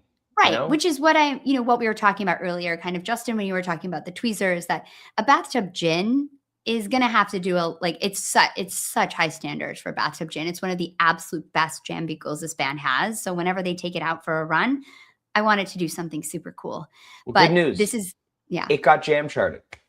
But it got jam charted. Yes. So, there's that.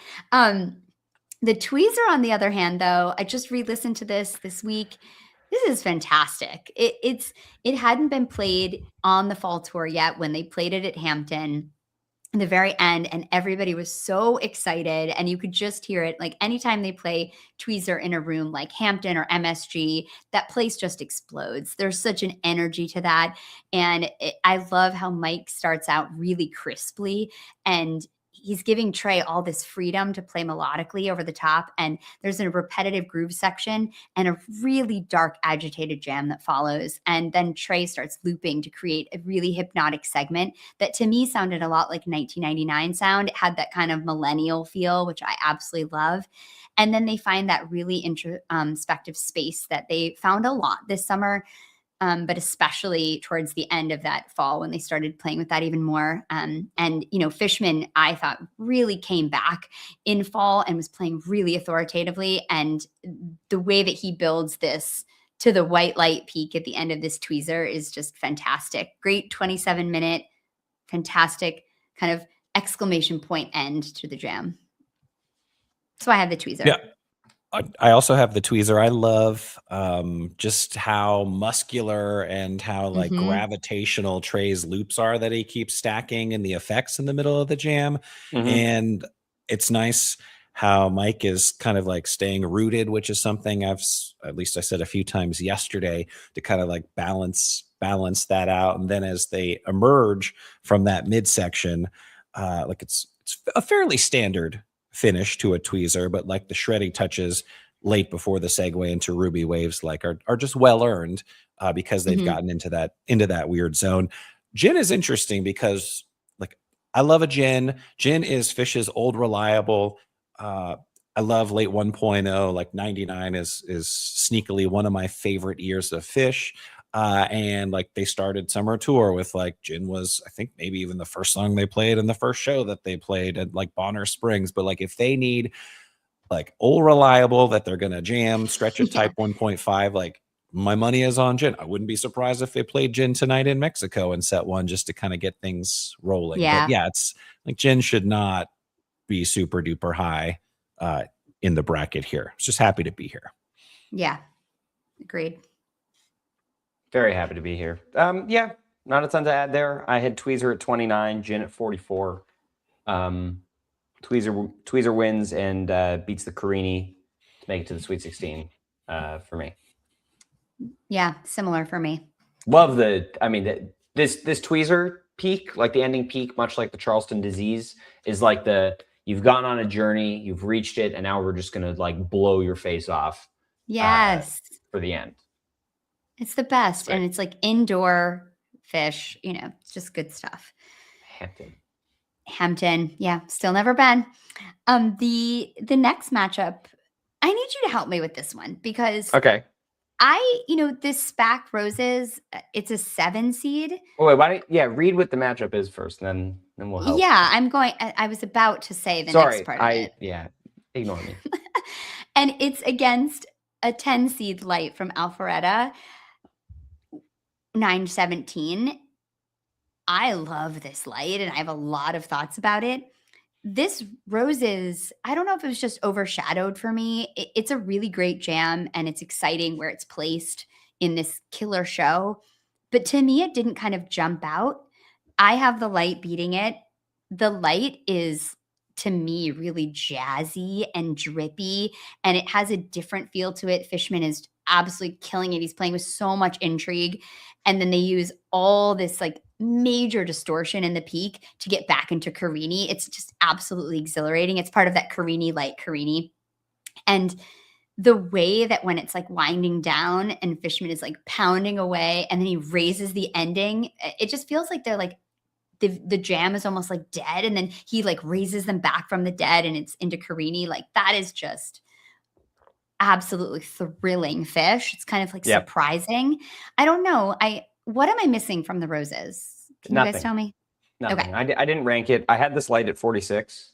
Yeah. So pretty close to where it ended up. But I have light winning here. Similar to the Carini, it's just that conversational, active interplay vibe. And the Carini, I'm referring to the 917 Carini. But yeah, I agree with you. This light is absolutely fantastic. Love everything that's happening here. And yeah, Roses is like, there's the novelty of it's in the Twee Prize show. It goes into Twee Prize, and it's the longest Roses since Cypress. So okay, yeah, those factors combined, I think, are giving it a lot of credit. I think improvisationally, it's good, and doesn't do a whole lot that's particularly interesting. Agreed. Yeah, I think it benefits from just being in an incredible show and just being a beloved cover. I think more than anything. I like In the Roses, though. It's like a tones tinged groove. And it's really cooking. Like I don't hate that it's in the bracket. I just think it should be seated a lot lower than it is. Okay. Whereas the light, which I definitely have winning, I like how it's contemplative early, but it has like upbeat energy. I like that it's not just like, energetic and bright and happy. Like I like that it's sort of exploring other zones. And then at the end, how it gets brighter, but it's like not cheesy. I don't know, just something that kind of struck me. But so I went light, but it comes up against a really difficult matchup here in a moment.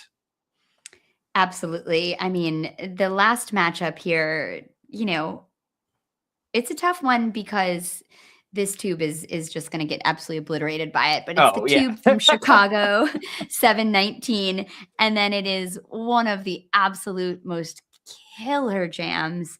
It's a 2 seed, but probably should be a 1 seed in my mind. It's the 715 Man Sand. I just cannot even believe this. I couldn't go to that night, and I was going to the Man the next day, and I was like, damn it.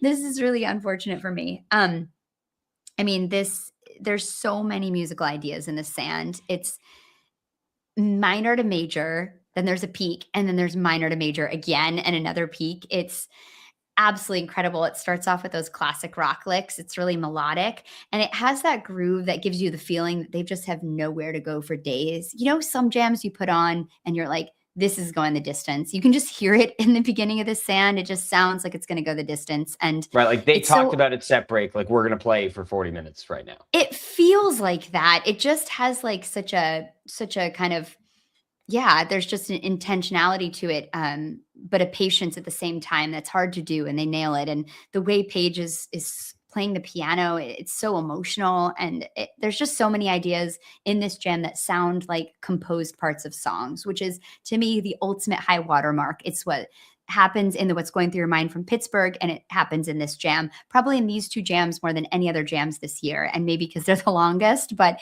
it's really an absolutely epic journey. And the tube is great.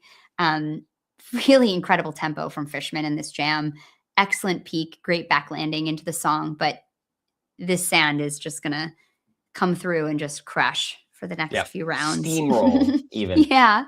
There were a few really good tubes last year. This one, Boulder and Alpharetta, I believe, all really good. Kind of pushing the boundaries. So, would love to see another tube resurgence. We had it in like 2017, 2018. Would love to see it kind of return to jam vehicle prominence. I think it's on its way. I think so too. Especially again, these 3 standout versions from last year. But yeah, this sand, if this had ended after the like ginormous peak at 22 minutes, like this would still be a pretty decently ranked jam. And then they go on for another 18 minutes beyond that. As you said, Megan, like another minor to major shift and journey. And it's so engaging throughout. I had this ranked at 5 overall. Tube was at 59 on my list. So very happy to see the sand as a 2 seed here. It does make the final 4 for me out of this region before losing to the SPAC Chalk Dust. But man, I also, admittedly, for some reason, I didn't have this sand on my list. I also didn't have the My Friend initially from this show. For some reason, I guess I never slotted the Man jams into my list. And then I realized it was like a couple of weeks ago. I don't remember if it was one of you guys or someone else was like, wait, you don't have the Man sand on your list. And I was like, I don't. And then I went, so then I was like, okay, I'll give it a spin and then slot it in. And then I guess it was the first time in a while I'd listened to it. And I was like, oh my God, like this, it's so good. Why has this not been in my regular rotation all year? What was I doing? So glad it's here. Yeah. Everything you said, I like how, like 33 minutes in, when they're in this driving groove, Mike is the one playing melodically and Trey is content just to kind of sit on rhythm. It's funny and Ryan knows this, but like when I write jam charts for Aggie, there's a 512 character limit. So I have to be like, brevity is concise, important. Yeah. With Phish, and I'll take notes because otherwise I won't remember. I have no character limit. And I pulled up my original notes for this sand. I was like, good God, it's like 3 chapters long. I'm just like describing literally every musical thing that's happening from minute to minute, which I've learned over the years doesn't actually do you any favors in hindsight. That's but amazing. I like how this kind of turns stretchy as opposed to overtly anthemic a little later on into the jam, and how we take that like stretchy, peaky approaching quality. And Paige, I think, is on the piano at that point, but then it gets weird again. And like, it's all the more weird because we were just in some cleaner tones. So I have, the sand emerging from this region, but it does run up against the SPAC Chalk Dust Torture and does not make it out of the final 4. Yeah. There you go. And that's the sandwich region. Yeah. All right. We got one left here. And sand wins the sandwich region. Look at that. Perfect. I'm sure someone thought about that at .net. Do you have sand beating the disease too, Megan? I just changed it. I had the disease beating it, but then I just changed it because I thought about it, and the sand is just, I don't know, maybe I'll change my mind again, but yeah, it's so epic, but I had the Down with Disease beating it originally, but I don't, I want to listen to all these again. I think there's really like 5 or 6 jams that could have won this year, like jam of the year. So there's some such high quality jams this year.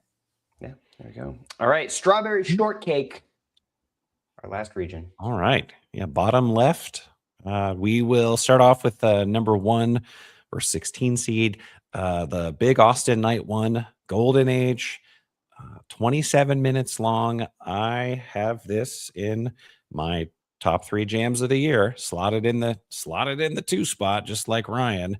It goes from industrial and weird and kind of lovely to a menacing, slow sizzle with melodic Mike, and then a jubilant gallop with some of the sustain from Trey that Megan mentioned yesterday. It was kind of a hallmark of the year. So for me, yeah, this is an easy matchup. The Carini, set to opening 21 minutes from San Francisco, night one, kind of a light feel early, kinetic. It resists pushing to a peak. And for a Carini to go from the dark song structure into a light feel is kind of nice.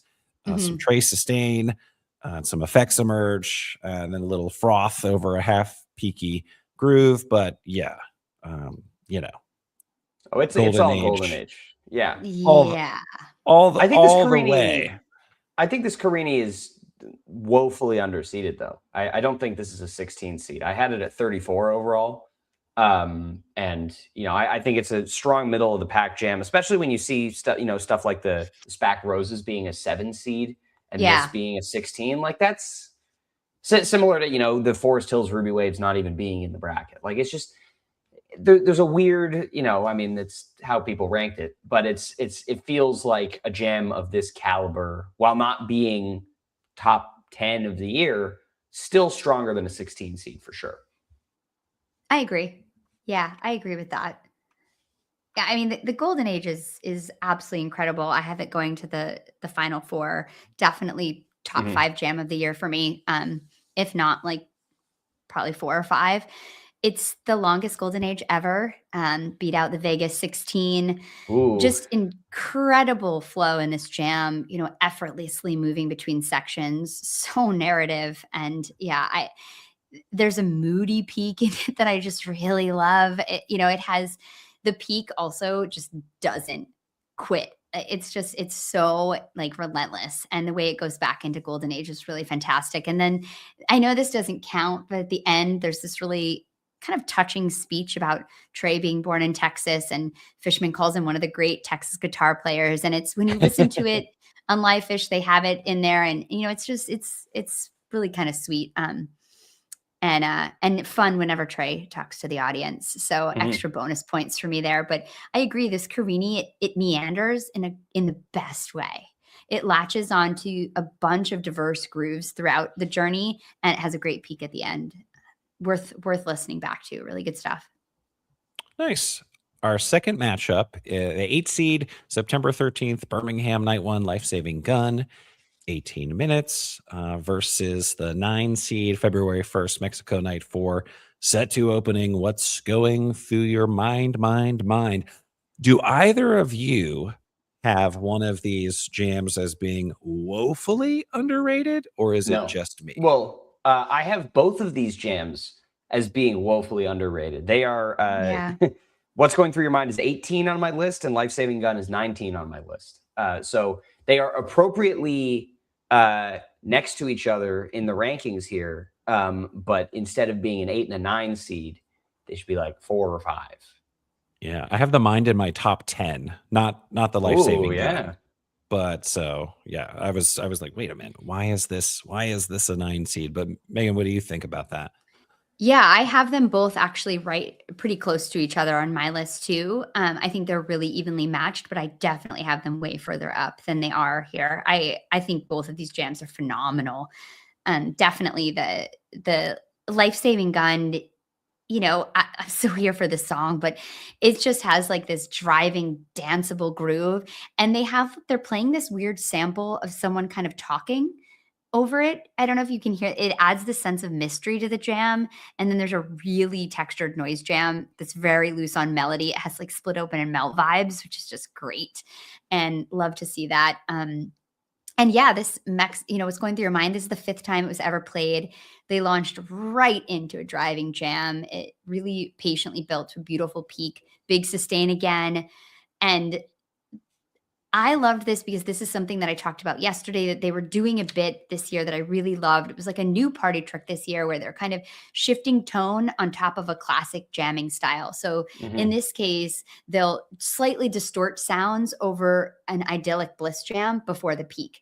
And it just adds like a sense of mystery or intrigue or difference to a usual peak in a way that is really sophisticated. And I loved when they started doing that last year. And the post peak, they've got the band like repeating the refrain and closing down the song. And yeah, I think this jam is phenomenal. It's really high. I think it's underseated for sure. Yeah, I think that what's going through your mind is it's just so fluid, right? Yeah. The way that it just goes, like, and the credit to Fishman for just the way that he holds down the groove, and just very nice increase in the tempo and intensity as they kind of flip into that major mode and hit that peak, and then just land right back into the song. Like, it is, it's wonderful. I've listened to this jam so many times. I do actually have this Life Saving Gun winning. It's an upset by my list by one rank. I do too. Shout out to Brian Brinkman on this jam. But this Life Saving Gun, okay, first of all, this is the best Life Saving Gun they've ever played so far. And I just love just the controlled chaos of this jam. Yeah. As you talked about, like, it's like demented. It's amazing. This matchup can go either way. And realistically, these jams should not be against each other in the first round because they're both so good. Like, this is like a Sweet 16 matchup here, like the fact that both of them are getting, curb stomped by the Golden Age next round, is unfortunate. But I go Life Saving Gun, but I also could go What's Going Through Your Mind. Like, it's not. It was a close one, really, maybe even closer than the last time we talked about a close match. But this one, I went Life Saving Gun too. It's funny. This region has 5 jams in it that I ranked between 10 and 20. Wait, I should have just said how many I had in my top. This region has 8 jams in my top 20. Wow, that's which is amazing. Yeah, that's annoying, a lot for one section. It's annoying. Yeah. Yeah. Well, to be fair to you guys, this is a great life-saving gun. I don't know, maybe it was just that flip from like the experimental industrial groove of the What's Going Through Your Mind. Then they like flip to the lyrical grandeur that for me evoked like late 1.0 with the cleaner tones. And I just like the yin yang of when they can kind of move in between those modes so seamlessly. So it's struck me. But okay, I'm the outlier. You guys can have your percussion rinse all day long, I suppose. I will. Oh, Ryan and I love that miso laceration. We are all here for the weird Life-Saving Gun stuff. It's like it's like Phish does the Beatles. It's like Sgt. Pepper. Like, like, I can't believe you haven't at least been Stockholm syndromed into liking this jam, Justin, based on the amount that Brian talks about it. Yeah, I don't, for whatever reason, like, I'm just a little lower on Life Saving Gun than the mean Phish fan. Like, it's not because I don't like it, but it's okay. It's all right. Oh my gosh. I love this song. I'm so here for it. It may be too much, but I love it. It can be the perfect like injection of energy in a set when employed, like when it's, yeah, it's like when Trey calls for it.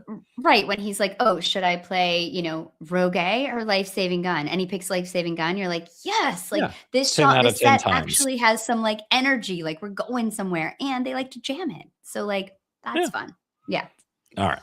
Our next matchup is going to be the September 21st Hampton Sense and Subtle Sounds.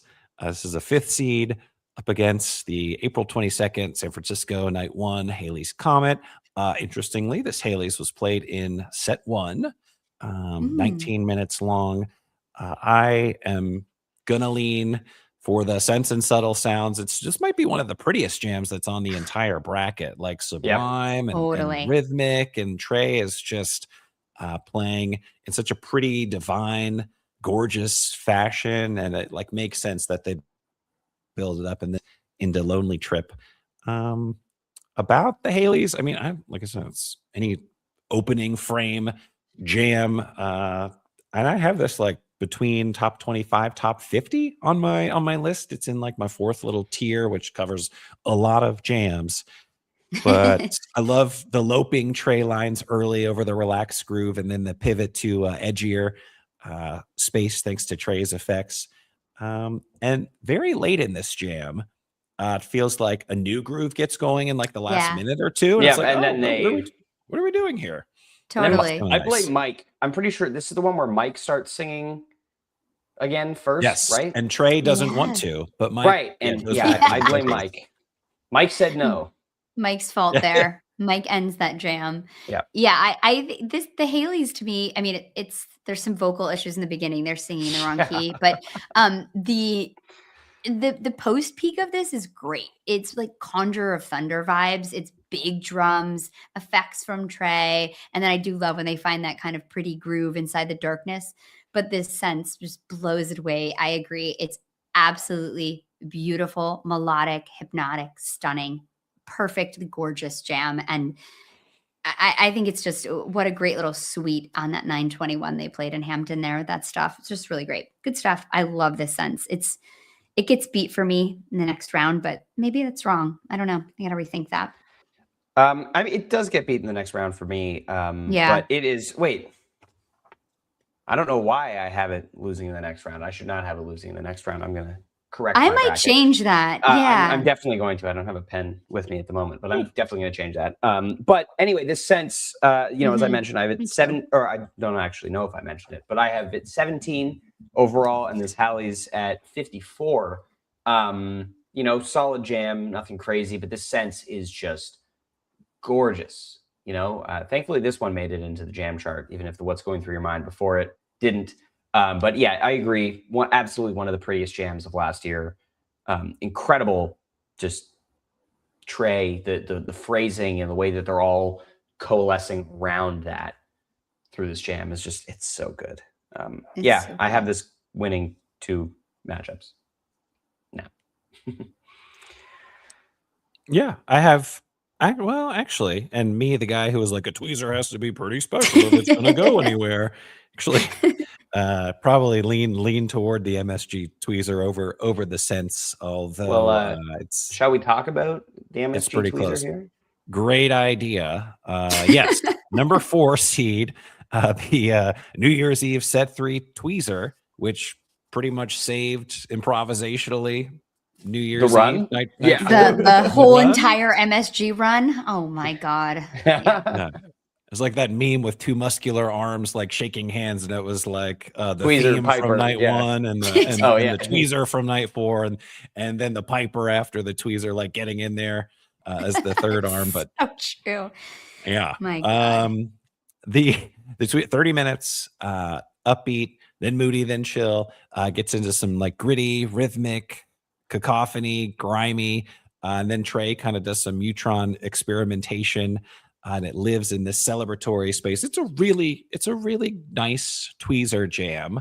It's not reinventing the tweezer wheel. I actually think that this Back on the Train from Seattle, the 13 seed, night 1 in Seattle, set 1, 17 minutes. Actually think that this is pretty good. And tweezer definitely wins the matchup, but they're not like super chasmically far apart. I love the shuffle in this Back on the Train and the woozy synths and the weird Trey tones, and then like the back and forth little Trey melody that you would probably look for in a Chugel jam.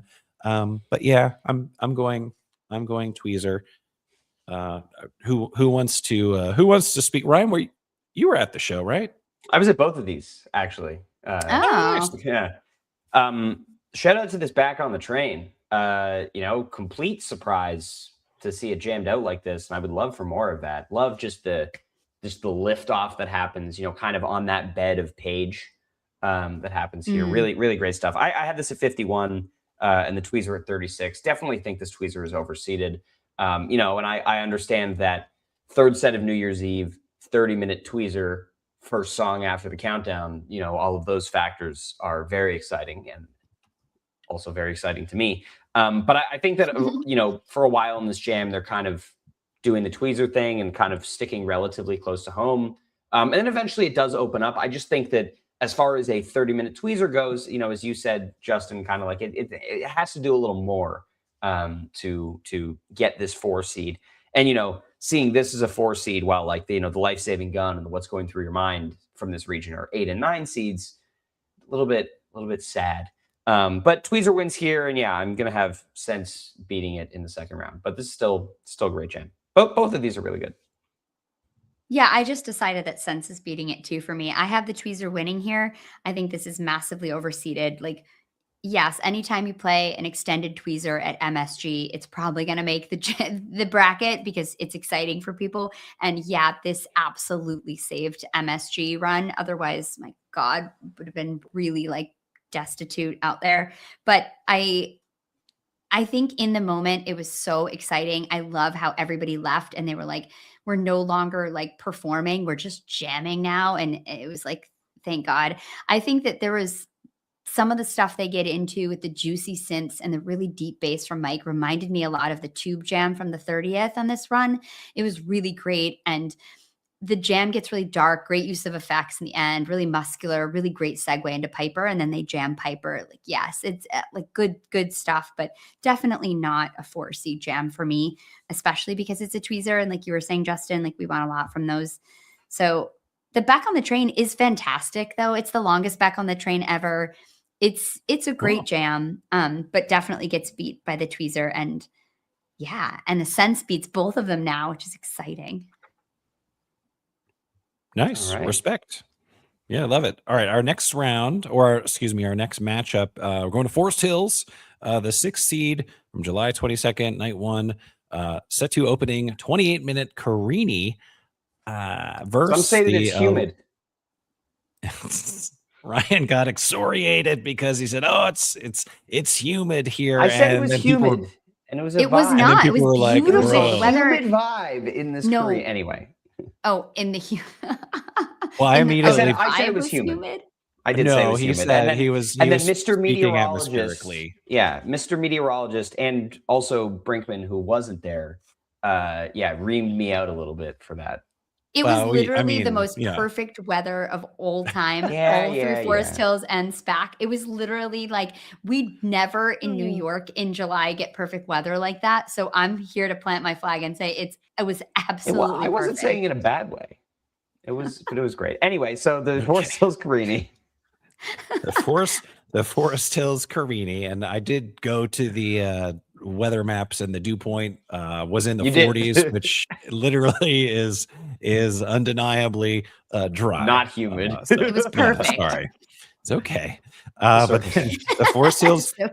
Carini, I feel like it travels in somewhat rote terrain, but like still, it's an enjoyable effort.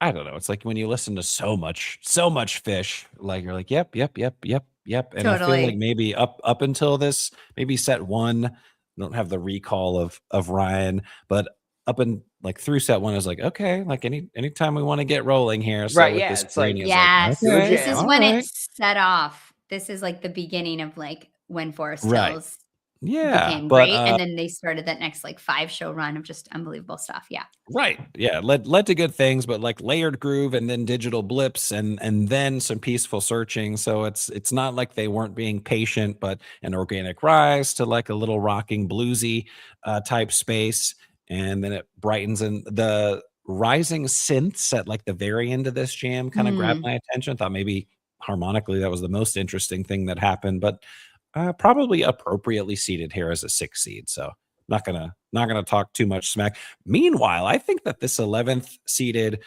July 9th life-saving gun, me, who was just saying, it's an okay song. I think that this is underseeded here, actually. I think that the band is grooving in weird textures and like the reverse effects loops that Trey has going on, and then the pace picks up, but there's and Mike and there, but the pace picks up and they're like still keeping it weird, and then there's like some fluid cascading guitar runs late. So I actually am going to sneak the life-saving gun past this Carini in this matchup anyway. Okay. Is anyone else doing that? I have Carini here, though these are 37 and 38 on my list, so Yeah. it's pretty close. Yeah. I love the laid back nature of this Carini. I do agree that it does plot a little bit, but I think that fits within the overall vibe of the jam. It feels like they were, going for a very laid back kind of, we'll let the jam, kind of expand as it does. There's a couple of really cool moments of like interplay between Trey and Mike. And this jam, there's one really early on that happens where they hook up on that riff, and it's really cool. And yeah, this Life Saving Gun is this rhythm section powerhouse here. Really love the way that Mike drives them into that kind of off kilter weird section. And yeah, this could go either way. I have Carini, but again, not mad if Life Saving Gun wins. Yeah, I think they're pretty well matched. I was just looking at the set list from this Forest Hills show, and I remember during the first set, I was like, I went to the bathroom, and I was kind of like, oh no, yeah, I was just like, I was on the floor. What's happening? Yeah, so I couldn't go to the bathroom. I didn't move from like an hour before the show until after the show ended.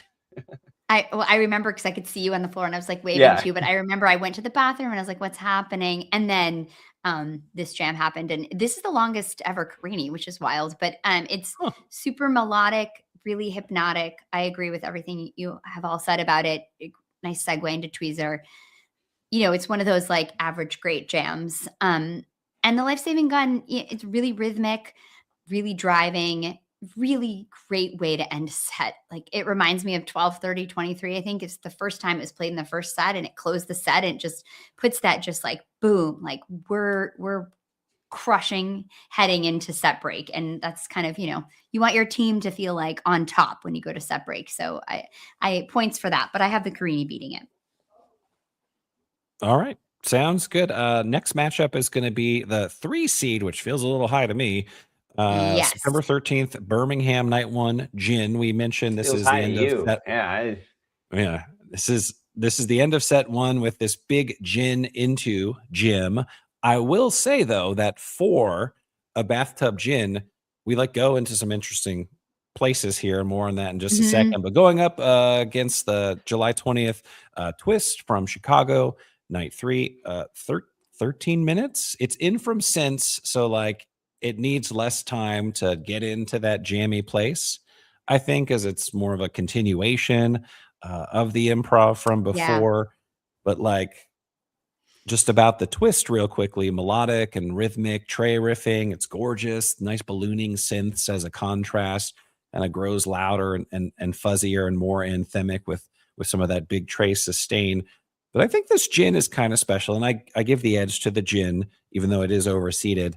How it goes from a bouncy kind of scrunky groove, and then snarls, and then pauses, and then it's almost like Beneath a Sea of Stars, ethereal sort of a section in the back half, and then it swells organically into a whole bunch of peaks. So for a Gin jam, this is doing some pretty special things. But just for any run-of-the-mill Phish jam, it's very good. But I don't think it's 3 seed good. Yeah, I totally agree. I think it's overseeded. I give it the win over the Twist here, but it is, I would like to listen to them back to back again. But I think that it's the way that Fishman has those fills and rolls that feel really creative in the middle are awesome. And there's almost a maybe We're the Visitors vibe from Page at one point. It gets, like you were saying, that ethereal section. It reminded me of some of the synth work he does on that album.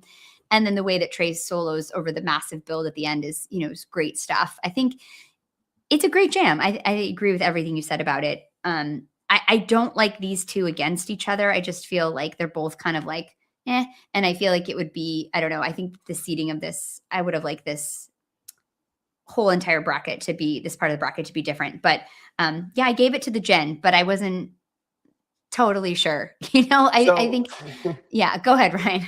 So here's where I'm going to disagree with both of you heavily. I had this Gin ranked 13 overall. Really? Yeah. Okay. But this is my shit.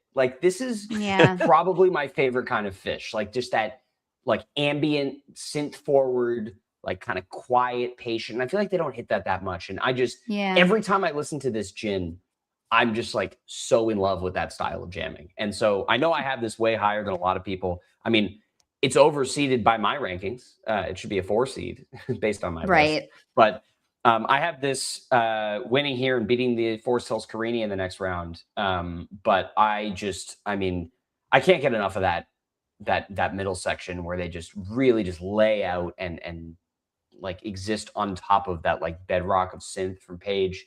And as you said, Justin, the way that they build that into the peak and back into gin is really, really great. I'm surprised that you guys aren't higher on it, but you know, I To know be that fair, I that's my thing. haven't listened to it in a while. I'm just going off my notes. I didn't get to listen to it again. It was on my note, like my plan to listen to it again today, and I didn't get to it, but I will listen to it again because I wasn't sure who should win over that Carini or gin. Justin, who do you have winning over that for the next round? Recall I had the life-saving gun edging out the Carini. So Yeah. then I And then do probably you would have the gin over the life-saving gun? I would give the edge to the to the gin over Yeah. the life-saving gun. But this is all these are pretty close matchups in spite of like the seeding Yeah. variations. Yeah, this is like the only blank spot on my bracket because I wasn't sure who I would give it to. So I'll listen back. Yeah. And see. It's a close one. Yeah. All right. Yeah. Well, we've got our final two matchups here. Our 7 seed, April 25th, Light from Hollywood, night 1. This is 20 minutes against our 10th seed, Mexico, night 3, Fuego. I actually have these, and again, I do tiers and not like discrete ranking. So I kind of had these scored similarly. I will give the edge to the Fuego, although it's also a really close call. I like in the Fuego, like the rhythmic exploration and the weird tones that are in the back half. Specifically, there are some chirpy effects that go alongside Mike's synth bass, and it's just like a whole band groove that's exploring but still has propulsion. And Trey doing an industrial thing. But like, the Light is fantastic. I think it's appropriately seated. I think the Fuego is a little underseated. Oh boy. But Phish, no, I think you guys are gonna love where I have these ranked. okay, all right.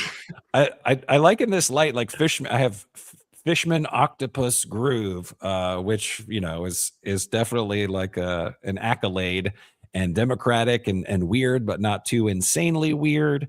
And then as Trey like starts to sear slowly with Page's piano help, Page on piano when Trey starts ascending in a jam is like Robin to Yes. Batman. It's like, I'm here to help. Ready? Let's do this.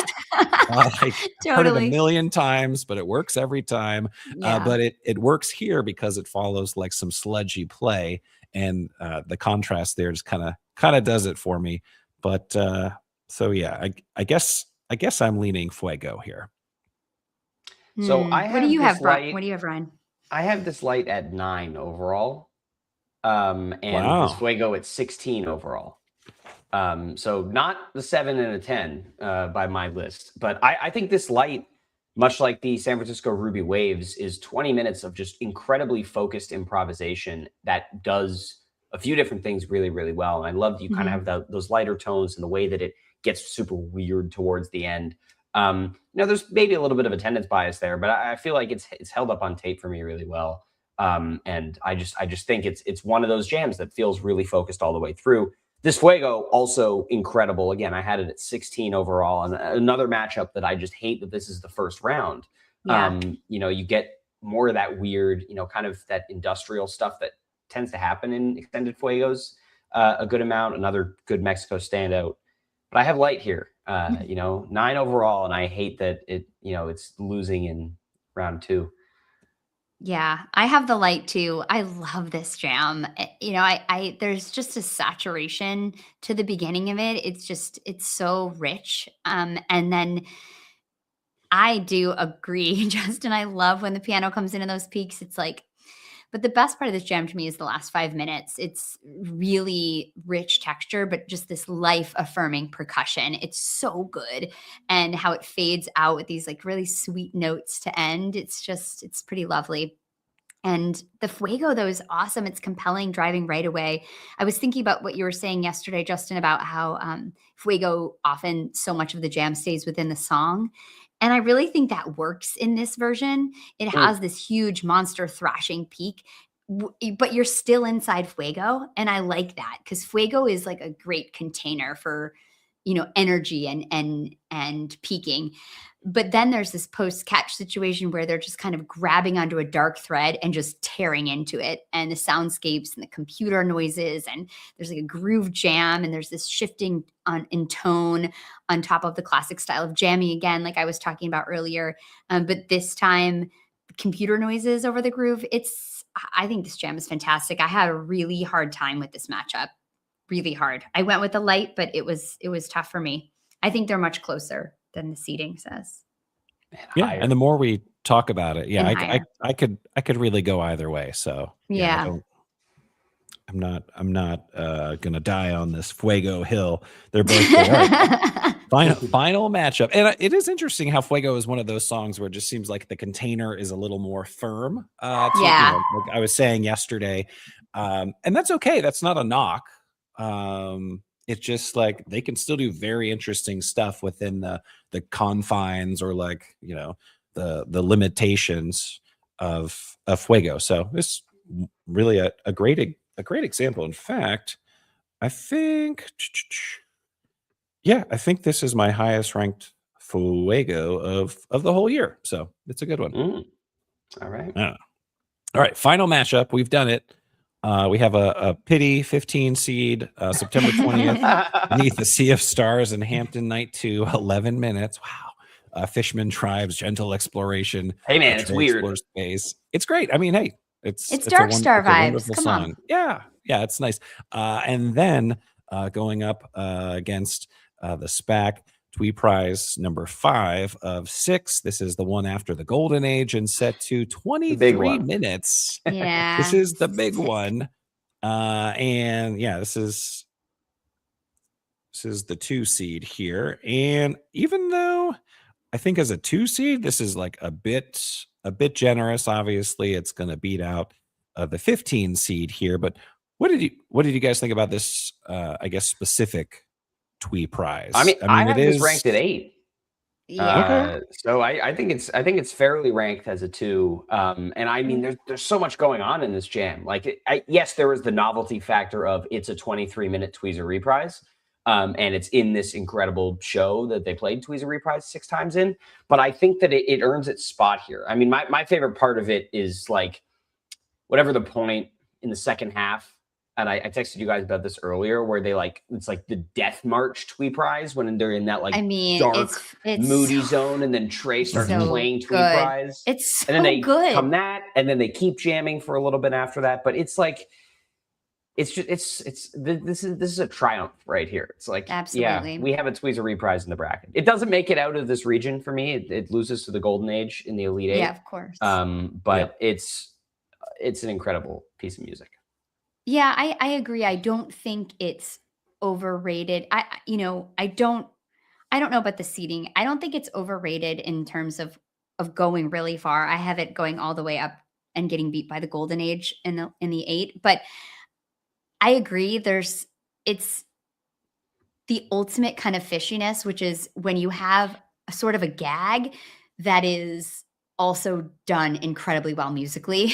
And that is what we always want Phish to do, is an inside joke that also delivers creative improv and surprises us. And that is what this Tweezer reprise is to me. I think you're right, Ryan. It's a triumph. It's epic. It's grand in scope. And then you have that really slow, uber confident climb into the reprise refrain again, which it's so good that it just brings the hugest smile on my face just to think about it. And the fact that they're able to deliver this year, the fact that they're able to deliver a gag, but massive jams within the gag. And I think they're doing that. They did that on New Year's Eve. They did that here. And that to me is what is incredible about 4.0, is that we just don't do the gags. You think about 1.0 and they would do a Tweezer fest or a Segway fest. It would just be a bunch of songs and it would be funny and cute. This is we're doing that, but we're playing 20, 30-minute jams inside of it, and they're compelling. And that is why Phish is the best band in the world. So yeah, I'm bringing this all the way through till the Golden Age, because It's a triumph. I like how you said that. It's perfect. And but Beneath Sea of Stars, spacey, eloquent, absolutely beautiful. And I just want to say about that jam, which is so weird, but it works, is the end, how Gotta Jaboo comes out of it. Like, who would ever think that you would have this? It's like, perfect. It's so good. It worked so well. My notes are, it doesn't seem right, but it was perfect. And it really was. Like, it was so, Jaboo like creeps out, and Jaboo It is just emerges out of the Jaboo is like deep space. Yeah. it's such a funny, like, to me, Jaboo is like, I'm in North Carolina and it's set one at an amphitheater and I'm hearing Gotta Jaboo. You know, that's what Jaboo is to me. And then here it is, like, coming out of this like eloquent, spacey jam. I'm like, who would do this? And it works. Only Phish. It's great. So I love it as a set 2 landing pad. But all right, that brings us to the end of this 2025 Phish Jam of the Year bracket breakdown that we've done here. This has been a blast. These last couple of days, and we get to celebrate finishing this by going and watching the first Phish show of 2026 here in a couple hours, which I am very, very excited about. I don't know about you guys. Yeah, I'm excited too. Yeah, I can't wait to see what this year's about. I think they're gonna have some good energy. We've had 2 really great years of Phish in a row, maybe 3, 4. I don't know. It's been a really good run, so let's keep it up. Some would say that 2022 is the only relative down year of 4.0 so far. I think that's fair. Yeah, I would too. And even by down year, not quite on the level of everything else. But I think the last 5-6 years have been, or 5 years, I guess, have been incredibly strong. Yeah, 4.0 is. Yeah, consistency. I am interested in just sort of like philosophically thinking about what direction Phish is going to take their improvisation. Will there be themes that sort of like unfold as the year wears on? It does feel, like some of the industrial grooving, like we've been at that for a while. I wouldn't be surprised if maybe we like pivot back to some cleaner tones and maybe get into some more like melodically thematic jams where some beautiful melody that Trey has come up with repeats itself. And maybe we get those themes across various jams, across various runs. Who knows? Kind of a fun, exciting thing to think about when they haven't played any shows yet. And as they play a 7-minute like Rogue and in the 3 slot and set 1 tonight, I'll be like, hell yeah. Yeah, we'll see. Yeah. We'll see how it goes. We need some more songs. I think we're definitely due for some new Phish. So hopefully that will be happening. And with Sphere coming up will be exciting. That'll be big jams. And I'm wondering if, maybe they'll have a new album for us and do a Halloween run. So if that happens, then we'll be having some really good stuff coming up. Yeah, that usually bodes well. The Dick and Ball rumors. No, what's that? No, that they're playing. The rumor is that they're playing Dick's and then Ball Arena in Denver for Halloween. My Dick and God. Ball. But no, I think one thing I would like to see them carry over from 2025 that we'll know tonight is the trend of strong tour openers. So let's have a strong show tonight. Let's have a 4/18/25 level tour opening show tonight. Yeah, 6/20/25. Let's do it. Yeah, and we've got the Sphere too in April, which I'm excited to be going to. Justin. I'm curious. As a Vegas resident, I know the first time it was 4, and it was like, if I can get a ticket. Tickets seem to be more accessible for this run. How many Sphere shows realistically are you going to try to hit? Or have you not thought that far ahead yet? I mean, I didn't get any tickets in the lottery. I didn't, as I tried to like poach some singles, I didn't have any success with Ticketmaster, and I haven't really looked into it since then. I saw 2 of the 4 when they played the Sphere the first time, and the night 4 I had perfect seats and just had the 100% Sphere experience, and it was everything that I hoped it was going to be. And I couldn't even wrap my mind about ranking that show and those jams against shows and jams I was just hearing. The experience was its own special thing. But man, those are expensive tickets. And I'm just pumped here in Las Vegas, bit of a jam band desert. The one time we get great shows is when Phish comes into town, or Dead & Co. comes into town, R.I.P. Bobby.